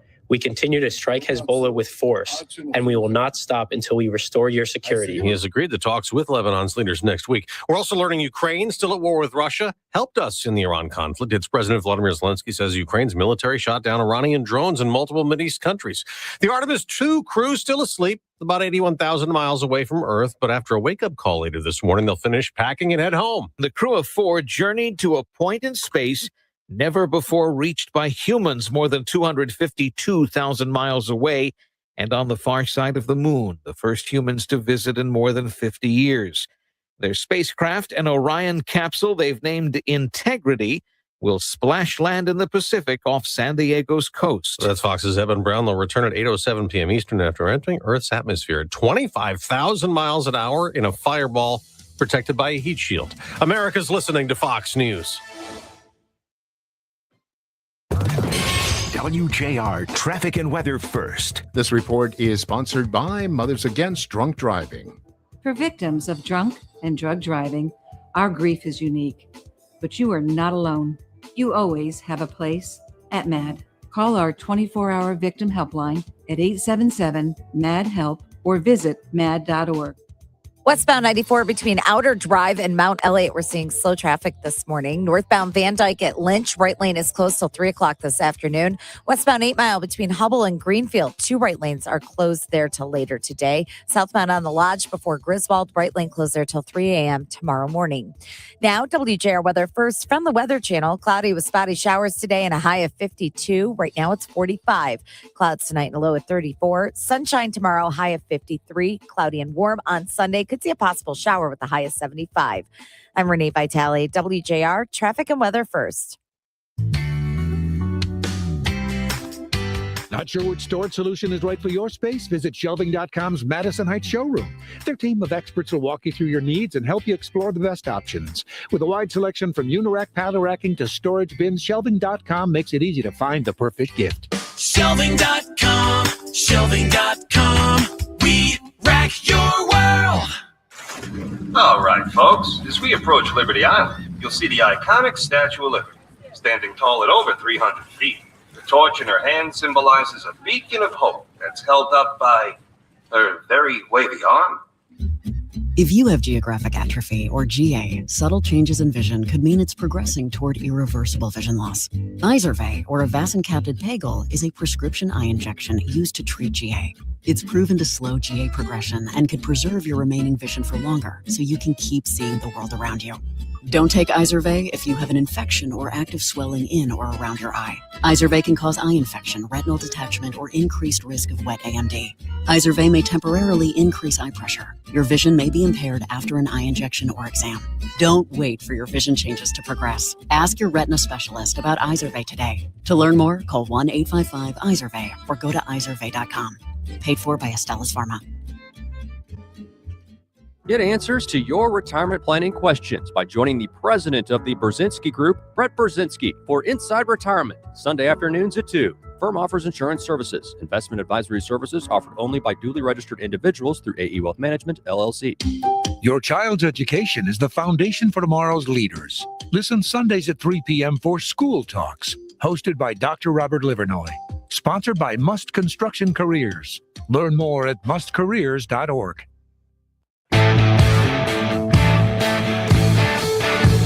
It's another JR Morning with Chris Renwick, Lloyd Jackson, and Jamie Edmonds on 760 WJR and streaming on WJR.com, where Michigan comes to talk. All right, well, as we sit here this morning, effectively the Strait of Hormuz is closed, and that was obviously a big linchpin in these ceasefire agreements that were drawn up by Pakistan and other mediators, and that remains relatively unchanged at this point. Some vessels have gotten through, but for the most part, it remains closed. And now these talks are going to take place today. And J.D. Vance is going to lead the U.S. delegation. Steve Witkoff will be there. Jared Kushner will be there. But again, this it just feels like we are hanging on the knife's edge at this point in how this thing's going to go. Well, and if the talks happen at all, because Israel says it's going to continue striking Hezbollah and Lebanon, and Iran said we're not going to the peace talks if that continues to happen. We'll see. And there's so many things also. I mean, the Straits are one part of it, but also, Iran wants to continue to enrich uranium. That's, the United States is not going for that. They want the United States to remove military from the Mideast region, from these bases. That's not going to happen. So that's some negotiation that has to be done that's really going to be difficult to do. And these two countries haven't talked directly in this type of situation since 1979. I mean, so you're looking at a situation where there's historical perspective here, and with just how things have unfolded, the United States seems serious about stopping this. I mean, that's my read on it. I think they want to stop it. Now, there are conditions that they want to have met. Right. But, and even for Iran's purposes, Jamie, you mentioned earlier this idea that these soldiers aren't getting paid, that they don't have the funding to keep their militias funded and paid. And that's a huge problem for them too. So they need to reevaluate and come up with some answers as well. And it feels like it's ripe for a solution. Mm-hmm. Feels like it's ripe for a peace deal, but that doesn't necessarily mean it will happen. And are all the parties on the same page? Because President Trump asked Benjamin Netanyahu to scale back the operations in Lebanon. It doesn't seem like that's happening as of this morning. Yeah, there were still missile fires into Lebanon. And this is something that the president said he talked with Benjamin Netanyahu about. And basically, like, we got to pull back. You got to chill out, guy. Yeah, we got to chill out here. And whether or not. I wonder if that was verbatim or you're paraphrasing. I think Lloyd heard from a very credible source. Hey, I'm just saying that the president said, "Yo, dog, chill you gotta out. Stop that." Yeah, right. You gotta chill. Actually, the president did say low key, which I did think it was funny. Yeah, he said we got to keep it low key. So what does that mean? That's his version of chill out. Okay. I think. Yeah. Okay. Yeah.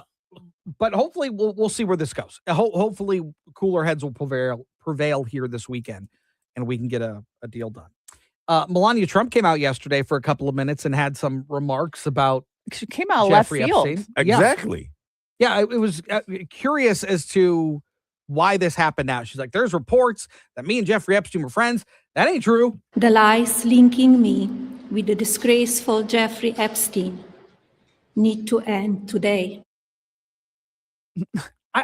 Nobody was really talking about I didn't hear Epstein. anything. I hadn't heard anything about that. It was funny because I was watching Fox when I got home, and they were saying, "Oh, the first lady is going to have she's going to make some statements today from the White House." Yeah. We don't know what it is, but they're telling us it's newsworthy. Okay. That was the tease. That she's going to say something. Nobody knows what it's going to be, but it's going to be newsworthy. Mm-hmm. And I guess it was newsworthy. She says that she was never friends with Jeffrey Epstein. I do not object to their ignorance, but rather I reject their mean-spirited attempts to defame my reputation. I never been friends with Epstein. And she went on to say, like, we ran in the same circles, but we were never. There have been a lot of pictures, I've seen on social media of her and, the president with them, or, her in different, looks like a party or somewhere. And I don't even know if those are actually, they could be real. They could be AI, who knows? But I've seen those pictures, but I've never heard anybody talk about, Well, she strikes a very similar tone to like what Hillary Clinton said. Yeah. Mm-hmm. She's like, we were at a party together. I never met the guy. I don't know anything about him. My husband, when they were creating the Clinton Foundation and the Clinton Global Initiative, we didn't talk about that. I was too busy being Secretary of State. I had no idea what was going on. But when we would have events, they might be there. Mm-hmm. It sounds very similar here, but I don't know why this was brought up yesterday. Well, the Fox News White House correspondent Jackie Henrich called every contact in her phone, according to her, and the president as well. And she couldn't get an answer about what prompted the statement from the first lady. And then everyone's just assuming, does this mean she's trying to get in front of something that's about to drop, or what? I don't know. Or she wants the survivors to be able to speak, right? She does. She says that the survivors need to have an opportunity to testify publicly and have their stories told. It didn't seem like this was survivor driven, though. It's not like she came out and led with survivors. She didn't, but she did say it. I call on Congress to provide the women who have been victimized by Epstein with a public hearing specifically centered around the survivors. And I'm not entirely sure the president would be down for that. Yeah. I'm not sure a lot of people would be down for that. But yeah, she did say it, which was interesting. The situation in the Bahamas, too, is nuts, by the way. I mean, absolutely crazy. Yeah, that's a crazy situation there. And I thought from the beginning that something was a little fishy with this. And there's been some newly revealed text messages that show Brian Hooker told a friend that heavy winds and strong currents separated him from his wife, Lynette, after she fell overboard Saturday night in Elbow Cay. Hooker claims he tried to paddle toward her for 7 hours with a single oar before washing ashore on a neighboring island. The Royal Bahamas Police Force arrested Hooker Wednesday following 3 hours of questioning. And while his attorney maintains his innocence and says the incident was a tragic accident, authorities have yet to file formal charges, and the search efforts continue as the investigation into exactly what happened on that boat remains ongoing. Listen to this Brian Hooker voicemail he leaves, who I think it is for the stepdaughter. Okay. Hello, honey. I just got a call from Booktown Search and Rescue, and I found a flotation device that I threw to Mom when she fell overboard, and so they haven't found her yet, but they can now focus all of their efforts in a smaller area, and they're still out there searching today. So I just wanted to update you and let you know. I love you. I'll talk to you later. Bye-bye. What? Wow. It seems fishy. Yeah. He sounds real broken up about it. Doesn't he, though? So matter of fact, hey, they found the flotation device. Yeah, see you later. Mother, and, they're still looking. Goodbye. See you later. And then there were reports that he fell out of the boat after he was arrested. They had to rescue him. He was handcuffed. Yeah, he fell out of the boat, and his attorney on Fox this morning was saying it was the same choppy waters, like trying to draw the correlation, like anybody can fall out of a boat at any time. Mm-hmm. Yeah. But then there's reports that she was also arrested for domestic violence against him. Yeah, and he has done it. He's threatened to throw her off a boat because Yeah. they're boaters. They live down in Lenawee County. Yeah. It's a very bizarre situation. Very bizarre situation. But his attorney says that he's heartbroken over this and has cried multiple times and is just broken up about it. The voicemail doesn't seem that way. No. Right. To the daughter. Can I tell you about some finality that's happening in the city of Detroit? A historic chapter in Detroit's history coming to an end. The city has begun distributing the final $10 million in debt payments stemming from that 2013 bankruptcy. These payments are headed to unsecured creditors, including retirees, state agencies, and AFSCME labor union, which is set to receive more than $4 million. Once those checks are out the door, city attorneys plan to ask a federal judge by Wednesday for a final decree to officially close the case. Bankruptcy done. Terrific. Okay. 2026, Yeah. April. Yeah. But It's April, which means it's the Masters. It's the greatest time of year. I love watching it. It was on the TV from morning till Start to night. finish? Yeah. And Rory You McIlroy. watched the first round twice? Actually, yes. Yeah. Rory McIlroy, could he defend his title? That would be something because After he was years a of great, not winning the right. Masters. He shares the co-lead with Sam Burns, so they'll play later on this afternoon. Scotty Scheffler opened 3 shots back, and he'll be off this morning. And so you have some you have some former champions there in the leaderboard. It's fun. If you're at the top of the leaderboard, you shoot 5 under, you're feeling real good about yourself, and then you look a couple spots down, and Scotty Scheffler's there at 3 under. Right. You're like, oh man, that's a tough sight. Rory was asked after his round. They said, what are you going to do now?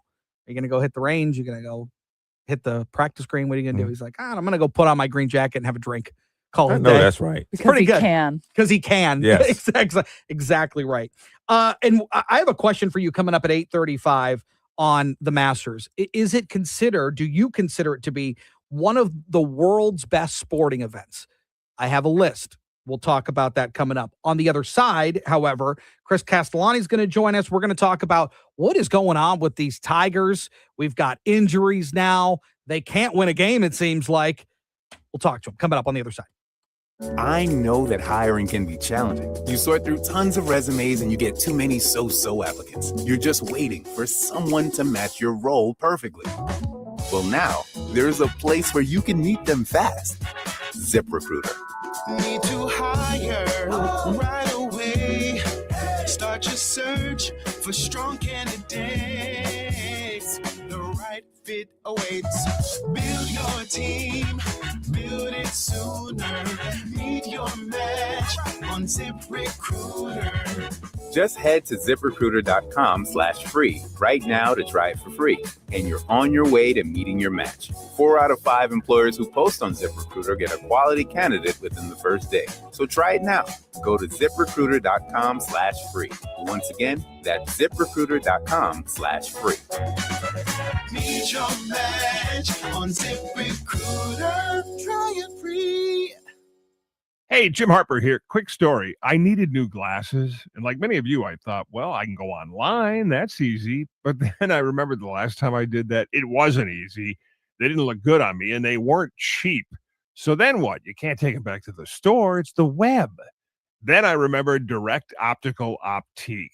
Many of you got your glasses there. You looked great and had a wonderful experience. And that's what I remembered, the experience. I remembered Mariana, Frame Stylist of the Year, and how great she and her staff were at helping me find the right frame at a good price. And that's all we want, right?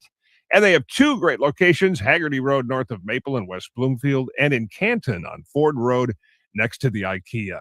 Go see Mariana at Direct Optical Optique. She still knows everybody by name. 3 generations of loyal customers for a reason, because you get the attention you deserve. Direct Optical Optique in West Bloomfield and in Canton, and at OptiqueDetroit.com. I'm here with Greg Ayler, host of Expedition Retirement. Greg, you say the advisor that got you to retirement may not be the person to get you through retirement. Why? The financial advisors, they're the ones that focus on grow, and investment selection. When they get to the top, there's a whole plethora of new issues that they have to attack that financial advisor usually isn't equipped to tackle. Expedition Retirement, Sundays at 5 on News Talk 760 WJR. Discover something extraordinary this April at Dumachel's. From iconic bronzes by Rodin, Marshall Fredericks, to paintings, hand-woven rugs, estate jewelry, prints by Matisse and Calder, and elegant Kindle furniture. There's something for every taste. Whether you're an experienced collector or just curious, you're invited to explore. Join online or in person April 16th and 17th with preview open now. Visit DUMOArt.com to learn more and bid. Du Michel's, your #1 place to buy art in the Midwest. Like sand on the shoreline, Michigan's lakes have the power to shape us. Because the ripples we leave behind, all that joy, wonder, and love, will always come back to us. And while we change with the seasons, those feelings never do. They just grow stronger across 2 peninsulas and endless freshwater lakes and rivers. So dive into the waters of pure Michigan and find your season at michigan.org. Join Jack Razula every Saturday night at 10 p.m. for Anything is Possible. Hear Jack present uplifting stories of some of the world's most remarkable people and their extraordinary life journeys. Anything is Possible. Sponsored in part by Ideal Group. We are Ideal. WJR traffic and weather first. This report is sponsored by Consumers Energy. Every day across Michigan, 75 cents of every customer dollar is at work securing the electric grid. From upgrading equipment to preparing for storms, it's year-round work that keeps your service more predictable. Michigan, you can count on Consumers Energy.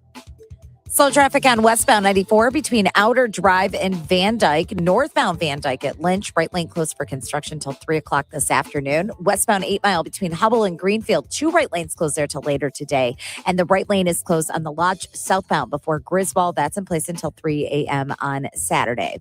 Now, WJR weather first from the Weather Channel. Here's your forecast.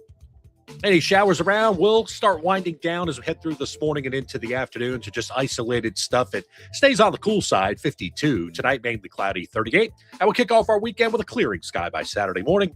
Mostly sunny, 55 in the afternoon. Showers return through about early afternoon Sunday, much milder, near 75. From the Weather Channel, I'm meteorologist Ray Stagicon, 760 WJR, where Michigan comes to talk. I'm Kevin Dietz. Coming up on All Talk, it's splashdown day for the astronauts of Artemis 2. What a mission. We'll talk all about it and what's next in the space race. Plus, the Masters is underway at Augusta National Golf Club. We talk with Jordan Young from Spin on Golf. All Talk is 9 to noon. You can stream us anytime at WJR.com.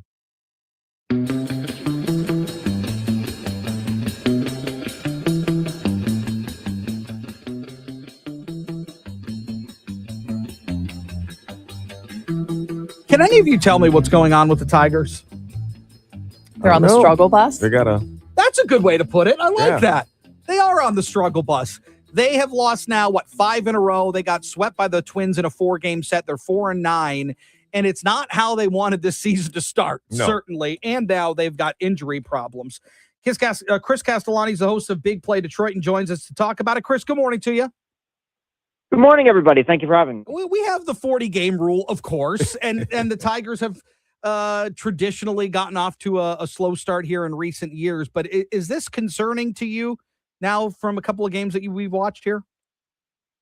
Yeah, I would say there's concern to it. I think there's a fine line between concern and panic, concern and burying them. But I think the biggest thing that so many people have noticed is it feels like we're watching last September's team again, which is this team that has a remarkably inconsistent offense, a team that can't get out of their own way, that struggles against mediocre pitching, that, when they're on the mound, can't seem to finish off innings or put guys away with 2 strikes. I mean, this has been an ugly start to the season. Like, it's undeniable. I'm not one of those people who's going to roll with this and say everything's going to be fine, everything's great. Like, there is some concern. I'm sorry. Like, the Twins came into the year as a team that some people were predicting to be a last place team, and you just lost 4 in a row at Target Field. And the old adage of you can't win the pennant in April, but you can lose it. Is this team there right now? No. I mean, they can get right, but this has not been an ideal start to the season. I think that Tiger fans are smart, and they've seen a lot of really ugly baseball, and it's smart to call it out.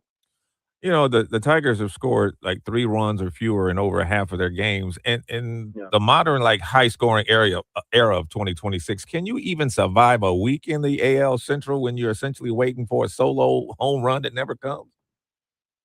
No. I mean, whether it's the AL Central or whatever division, I mean, that is the thing that derailed this team a year ago, and I think it's continuing to rear its ugly head this season. The offense at this point, I'm not saying it's out of the realm of possibility they turn it around, but It is simply far too inconsistent. And when you look at what this team's record has been really over the last 80 games or so, the league adjusted to them. Now, that doesn't mean they can't adjust back, but last year, the book was out by the second half. This was a team that struggled against breaking balls. This is a team that expands the zone that more than most teams do, and those weaknesses have gotten exposed.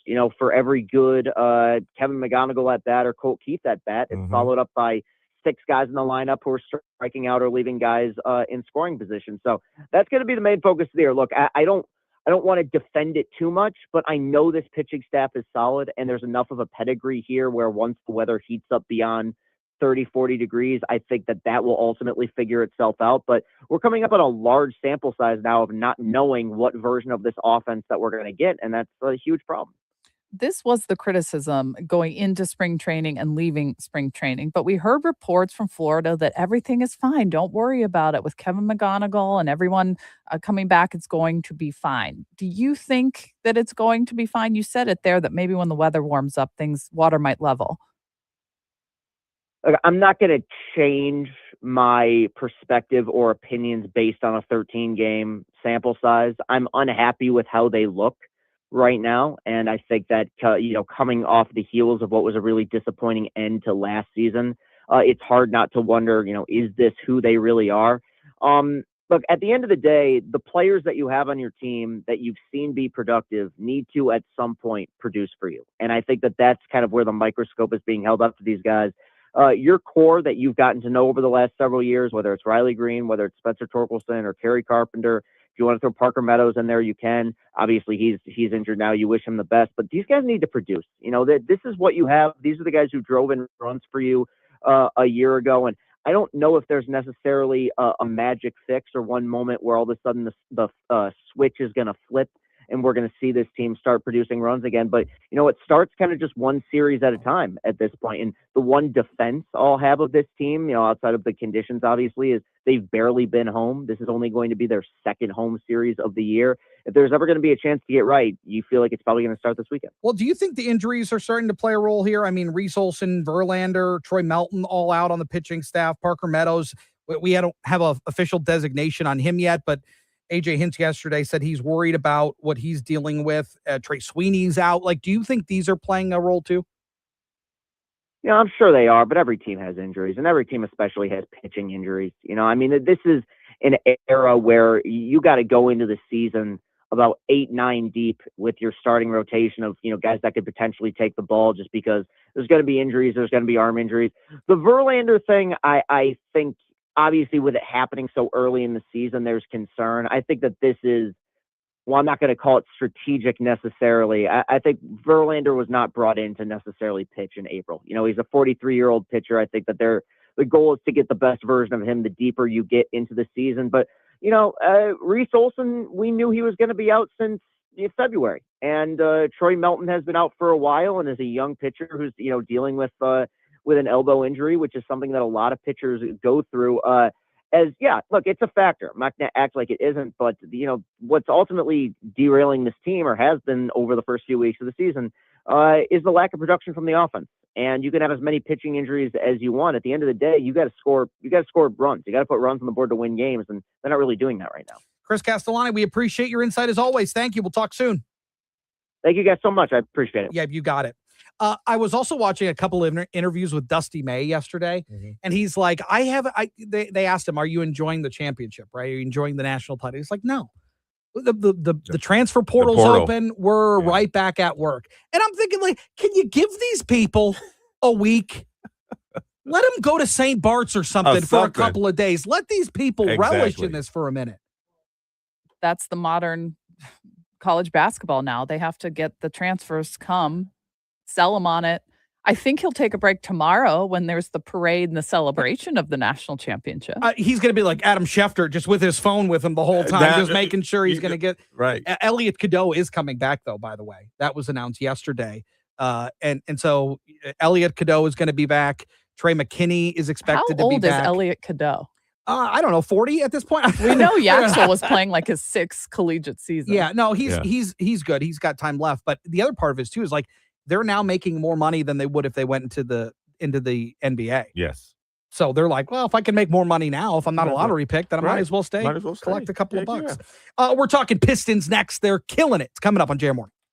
Finding great candidates to hire can be like, well, trying to find a needle in a haystack, but not with ZipRecruiter. Its powerful technology actively finds and invites qualified candidates to apply to your job. So while other companies might deliver a lot of hay, ZipRecruiter finds you the needle in the haystack. See why 4 out of 5 employers who post a job on ZipRecruiter get a quality candidate within the first day. Try ZipRecruiter for free at ZipRecruiter.com/free. That's ZipRecruiter.com/free. ZipRecruiter.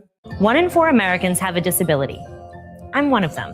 I'm also a working mom who cares deeply about making sure every child with a disability thrives by getting their access needs met. We've got a trusted ally by our side. Easter Seals provides children and families the foundation for lifelong success through early learning programs, skills training, and prep for college and career. That's my Easter Seals. Make it yours. Join us at easterseals.com. For many retirees, changes to interest rates could mean your lump sum options will reduce. Choosing between a lump sum and monthly pension options, like all retirement decisions, shouldn't be an emotional decision. It's a math problem. Most people and professionals are doing the wrong math. Hi, I'm Kirk Cassidy, lead instructor for the Retirement Education Foundation, a charitable program, and the co-host of the Retirement Education Hour, heard here Saturdays 6 a.m. and 1 p.m.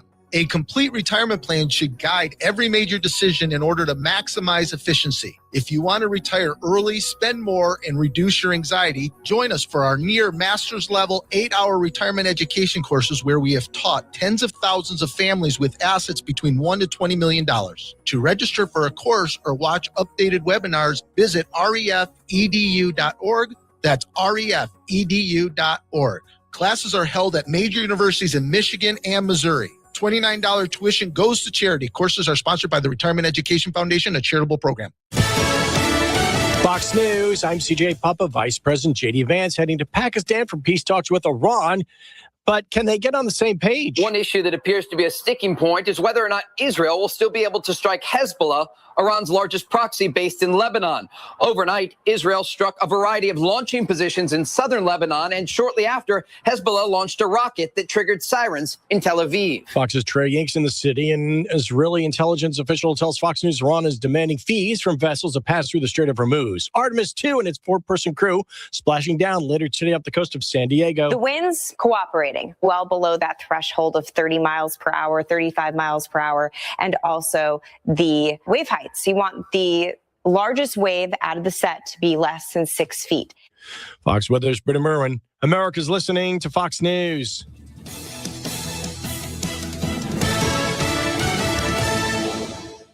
WJR Traffic and Weather First. This report is sponsored by Guardian Alarm. From Birmingham to Belle Island and beyond, Guardian Alarm has kept homes and businesses safe for over 90 years. With 24/7 local live monitoring, Guardian Alarm protects your neighborhood because they know your neighborhood. Call 1-800-STAY-OUT today.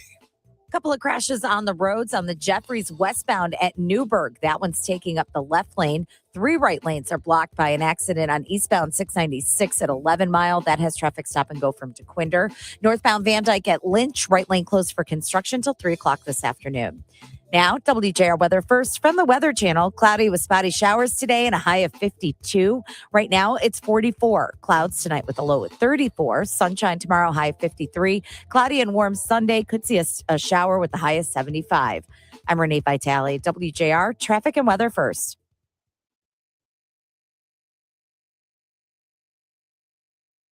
You know, no matter where you look, rising costs are hitting you hard. They're hitting everybody hard. And when you're forced to make tough choices, keeping the lights on, keeping the heat on should never be one of them. Consumers Energy is stepping up, giving back $5 million to assistance agencies and supporting efforts to increase energy assistance dollars for families in need by 50%.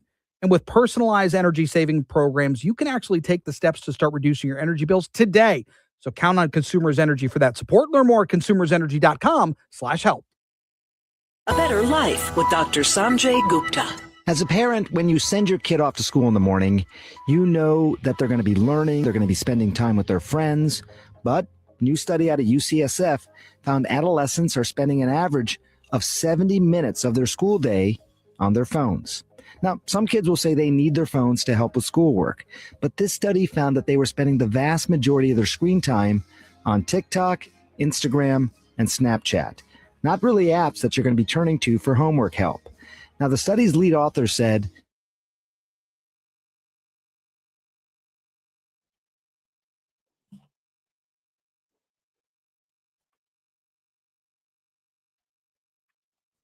Okay, hold on one second. I'm also ready.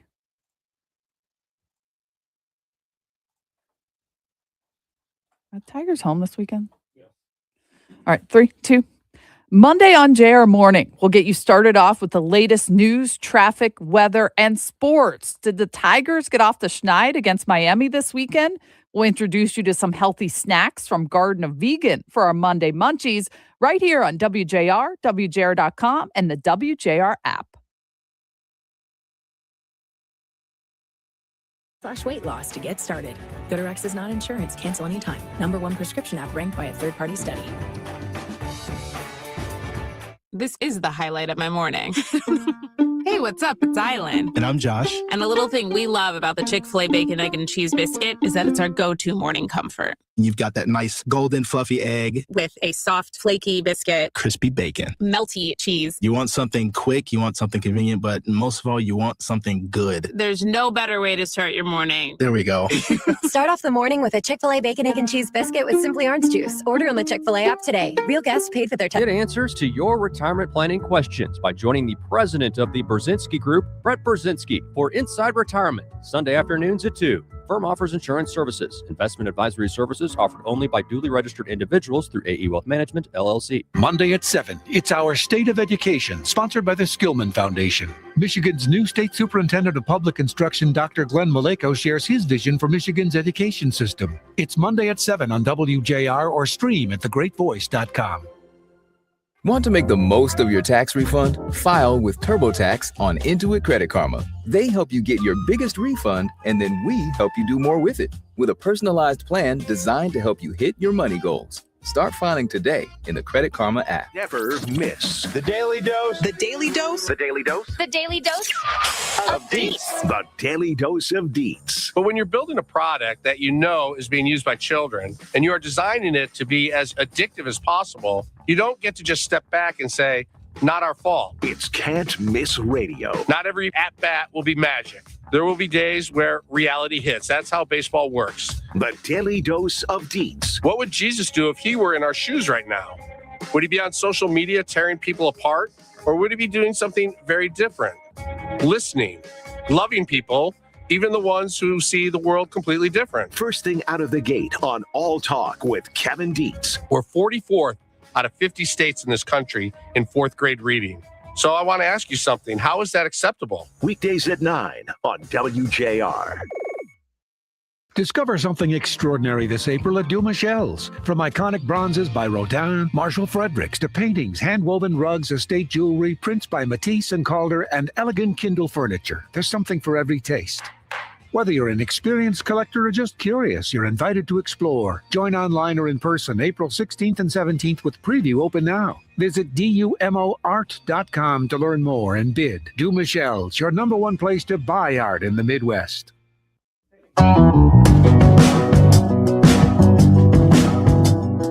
Stick around for All Talk at 9 with Kevin Dietz.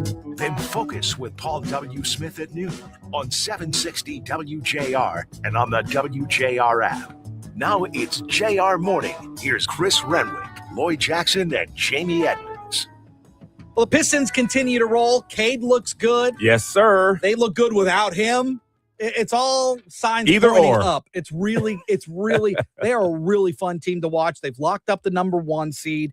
And now they've got their sights set on the postseason. Michael Blackstone's the executive vice president of basketball operations with the Detroit Pistons. Michael, good to have you back.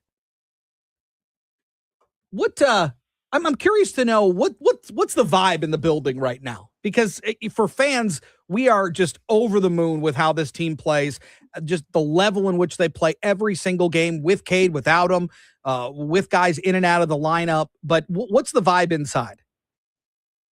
Wild. Inside. Yeah, I mean, we're obviously 2 games left here. We're in Charlotte right now, trying to finish off the season the right way. But there's a lot of excitement around getting ready for the postseason. A lot of work going into planning for it, strategizing for a whole mess of teams we could actually possibly play. But there's the vibe. There's a lot of positive juju in the building. I mean, the team just recorded its 8th 135-point game of the season, breaking a franchise record that goes back to the 60s. What's behind this level of offensive consistency? These guys are firing on all cylinders. I had this conversation. We had to speak to a group of our season ticket holders their last game. Similar question that they asked, and part of it is they play for each other. So we literally play as a team versus playing one guy and then there's some guys around. All season long, we've done this in terms of doing it together. And Cade, unfortunately had the injury he had, and our guys stepped up again in order to, make up for some of that and demonstrate their skills. So the truth is they're playing together as a team, and that's why you see what's happening. Michael, we listen to some national podcasts and broadcasts in our house, on a weekly basis. And some of those people are not giving the Pistons a chance in this playoff run. Why not? I think over the regular season, they've shown what they can do. They're the number 1 seed. I mean, frankly, they probably could have won a series without Cade. So why do you think the national people are acting the way they do? I can't get into their head, but I can tell you what I think is probably the reason. One is we're very, very young, and we are unproven in terms of how far we can get. And I try to temper our own conversations internally when we talk about how far we can get, and hopefully we can get really far. But we haven't won a home playoff game in a lot of years. Yeah. And so we need to take the first step first. There is a typical transition to becoming this perennial contender and being able to compete at a very high level. The thing I would argue to your question is we've done this differently 2 years in a row now. We're not doing this normally in terms of how it typically goes. And so to put limits on this team, you hear teams like Boston because Tatum's back and how good they are. Well, they have a lot of experience. They've been doing this for a long time. They know what that group is and how they can do it together. And they're not wrong. Those teams like that are very good. People haven't seen us do it at that extremely high level in the postseason. And I think that's where part of that's coming from. Well, that's very diplomatic. I won't be as much. They're losers. They don't know ball. I got you, Michael. I got you covered. That's craziness. This team, look, I appreciate you. They're battle tested. I mean, look, you come up short against a couple of good teams out west. You don't want to see that. No. But at the end of the day, this team really, it's just different. I mean, they're playing completely different ball and from a lot of other teams. Can we also make a pact as you're getting ready for Charlotte here? No suspensions, please. We need everybody ready to rock here towards the end. I will absolutely do everything we can do to not make that happen. This will be an interesting game, though. We all are glad we have this kind of game leading into the end of the season because for us, technically, we're not playing for anything like you mentioned. They're playing for everything right now. And so they're coming. So we have to match that to some degree. And so and it's a good thing with Cade coming back to, get in this kind of competitive game that we're going to have tonight. It's a good thing. And so that part of it is we're all kind of excited about just for where things are. The franchise hasn't made a deep playoff run in quite some time. How do you handle that expectation internally without letting it become pressure? I think it's kind of this thing I was saying earlier in terms of the way we talk around the office, the types of language we use, the whole, championship and all that kind of stuff. We don't talk about any of that. We really have embraced this concept of no limits. Mm-hmm. We don't know how far we're going to get. The truth is we don't. Our guys have earned the right to be where we are, as you all were just saying, in terms of their play throughout the entirety of the season and our entire roster. It hasn't been just one or two people. And so we just try to temper it with we need to get better. every day. That's what we need to do. And wherever this season ends, it ends. And we are better for it than we were last year. We are a better team than we were last year. Part of that's consistency. Part of that's our guys growing and learning. Part of that's just all the stuff that comes with that. But however far we get next year, our hope will be we'll take another step next year if it doesn't get all the way done this year. So I think you would be surprised at how grounded we are and how grounded the players are in terms of not trying to think crazy far ahead, but live more in the moment and do the best you can on this night, because then it leads to the next night. Hopefully that makes sense. Absolutely. Yeah. Michael Blackstone, we appreciate you as always, and can't wait for this playoff push. We're looking forward already to talking to you very soon again. Thank you. Sounds good. Thanks for all the support. Yeah, you got it. Meanwhile, interesting list by Bleacher Report. This is a couple of years old, but I think it still stands. Where do you think the Masters checks in on the best sporting events worldwide? Globally? Top five, at least. I gotta be. I'll give you the top five because you're not going to know some of them. Okay. You got the FIFA World Cup at number one, obviously. Soccer, just globally. The world interest. The Olympics are number two. Okay. There is a racing event in France. The Super Bowl in at number 4. And the Grand National in England, it's a horse race. Yeah. It's jumping and all that stuff, right? See, I was thinking America-centric stuff, so yeah. The Masters checks in at number 6. Yeah. Which I think is right. Like Wimbledon at number 8, the Kentucky Derby at number 9, NBA Finals at number 10. And again, it's a couple years old, so things have maybe fluctuate a little bit. But I'm right. Tops in my book. It's top 5. I wore green today. You did. Yeah. Your Got her Master's golf hat green. on and That's everything. exactly Yeah. right. Coming up on the other side, how a social media influencer is helping those in the restaurant industry right here in Detroit. It's next on JR Morning. I'm Ed Evans, CEO of Consumer Cellular. No, we're not one of the big guys. Truth is, we don't want to be. If you're over 50, Big Wireless probably has you paying for more data than you might need. You could be throwing away thousands over a lifetime. Our entry-level data plans start at just $20 a month. And for a limited time, switch and get your second month free. Call 1-888-FREEDOM, visit consumercellular.com or a store near you and get your second month free today.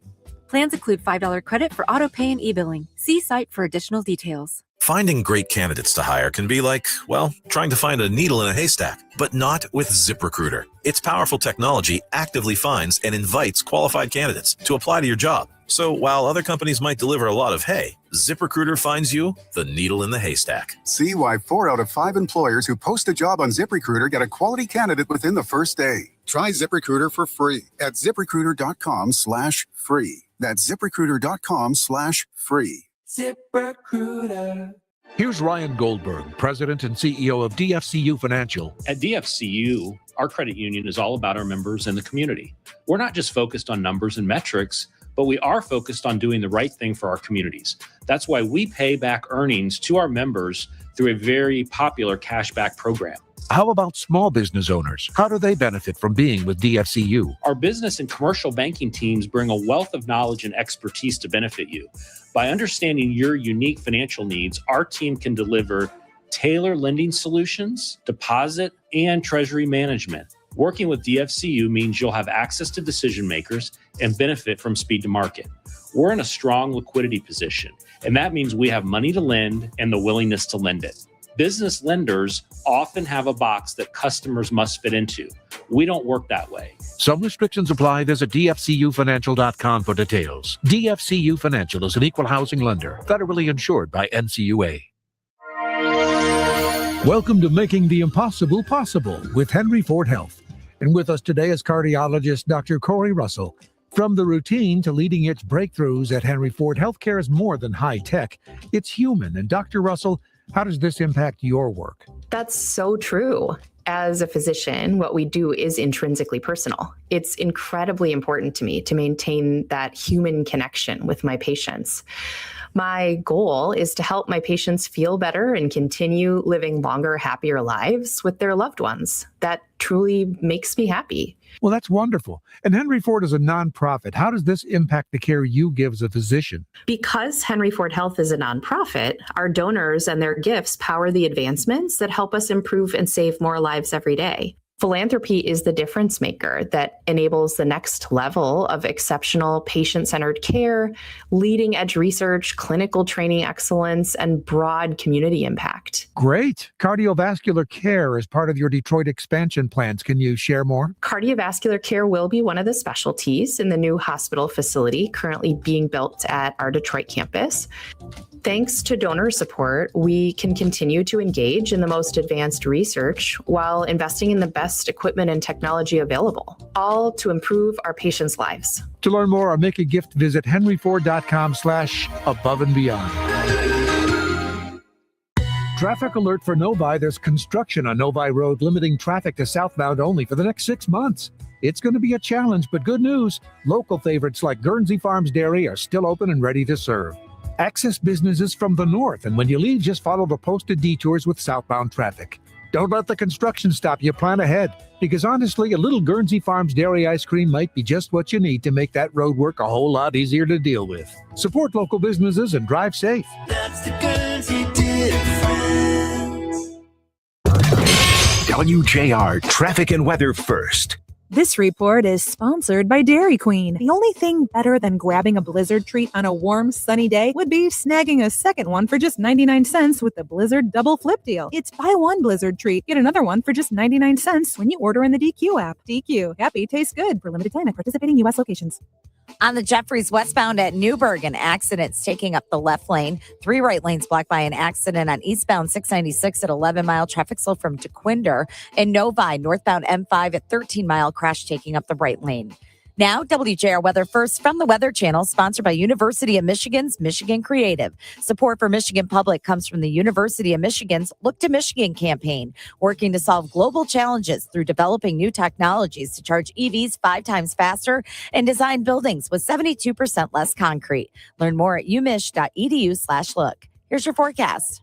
Showers are going to push through here as we push through this morning, tapering off to just isolated to widely scattered into the afternoon. So most of our rain before lunchtime, 52. Tonight, the clouds will hang around. We'll drop into the upper 30s. Suburbs might get a little bit cooler. Should clear out by Saturday as sun shines in the forecast, 55. Showers will roll back in here Saturday night through about early afternoon Sunday, but much milder Sunday.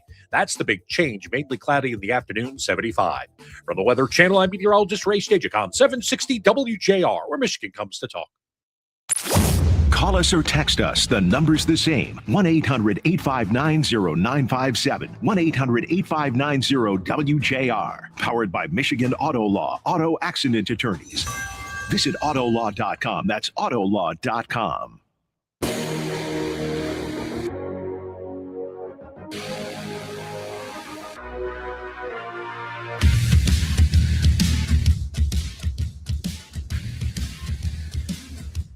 Well, we like to put a highlight on the restaurant industry, the food scene here in our area. But somebody's doing something that has completely changed a business. A company, Sweet 220, was facing an uphill battle. They were, considering the idea of potentially closing. Their costs are going up. They don't want to pass that cost down to the consumers. And one TikTok video ended up completely changing the trajectory of the business.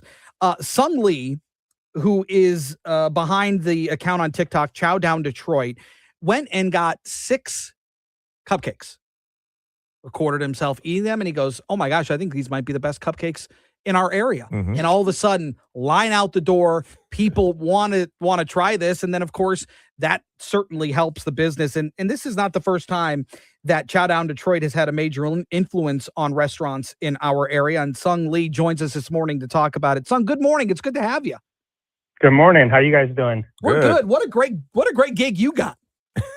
Well, I wish it was a gig where I could get paid a lot for it, but I do these for free for small businesses. So it's a lot of work, but I enjoy doing it.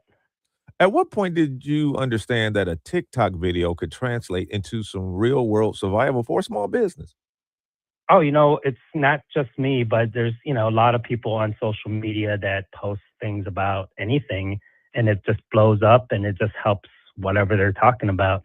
So, I've been doing this for 10 years now, over 10 years. on Instagram and TikTok and Facebook and everything. And just recently, it's been more video now. And I think the video really helps really get the word out more than photos used to, like on Instagram. I'm looking at your Instagram homepage here. How do you pick the businesses that you go and then in turn help and change their lives? Believe it or not, it's whatever I'm craving. So, for example, if today I'm craving maybe Middle Eastern food, I'll try to find places that people suggested to me, or or restaurants that's been on my radar, and I just kind of say, you know what, I'm really craving that. I want to go try it. What's your assessment of the food scene here in Detroit? We just heard, for example, the Michelin folks are going to be in town this year rating restaurants secretly. But what's your perspective, kind of a boots on the ground on our restaurant scene, our food scene? I think our food scene is more down to earth than most big cities. I've been to a lot of cities because I like to travel a lot. But I've been to LA, New York. I've been to Michelin star restaurants too. And, Michelin star restaurants, believe it or not, it's not always about super fancy upscale. I've been to Michelin star restaurant in San Francisco that's more like a regular restaurant that anyone can go. That's more accessible to anyone. You don't have to dress up. You could wear whatever you want. I think that's kind of great for Detroit, because in Detroit, I think we're more like a blue collar city where I don't think a lot of people want to go super dressed up and wear a tuxedo to a restaurant.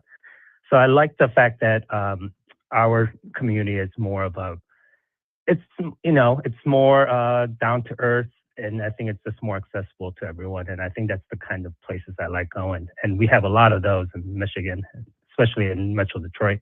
And for people listening who love these local food spots, Sung, what's the biggest thing you want them to understand about how much their support actually matters? Oh yeah, I mean, it's my family owns restaurants in New York, my dad's side of the family, and I know how hard it is to own a restaurant from them, because it's really stressful. Because believe it or not, most restaurant owners I talk to, they're living in debt. They're not making that much money. They're not they're not going on vacations all the time. They don't have extra money. They all need help.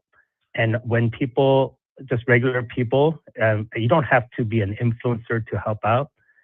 Even if someone with, 20 followers on their Instagram, their video could go viral and help out a restaurant. But even you don't have to make videos, but just supporting local businesses, I'm sure they all appreciate it when you come in and eat and help them out. Well, the Feel Good Friday aspect of this story is Sweet 220 was struggling. You went down there, you tried their cupcakes, you thought they were great, you made a video, and now they're selling out. They're making 2,000 cupcakes a day and things are going well. Kudos. Yeah, it's awesome. I'm so happy for the family there. They're true mom and pop family. And they even have their son helping out working there. And they're super nice. Like when you meet them, they're like the nicest people, very nice to everyone. When I was there waiting, getting my cupcakes, there were just there's few people coming in, and they were so nice to them when they're picking up their like wedding cakes and things like that. And birthday cakes, they're super nice. So they deserve it, because I wasn't lying when I said it was one of the best cupcakes I ever had, which now that I think about it, I've been craving it. You've been going back? You're ready to go back. Yeah. That's pretty good. That's why there's an update video, if you've seen it, where I went to go back to get more cupcakes, and it was sold out. And yeah, now I kind of screw myself because I can't. Right. You gave away the goods. Pretty good. Sung, right. Thanks for everything that you do. Continued success, and I hope we talk again soon. Yes, thank you for having me. Yeah, you got it. And Sweet 220 is in Livonia. Yeah, you want to go try it. What a great story. Great That's story. A good feel-good story. That's going to do it for us today. Have yourself a wonderful Friday, a wonderful weekend. Hopefully, give peace a chance. Let's hope these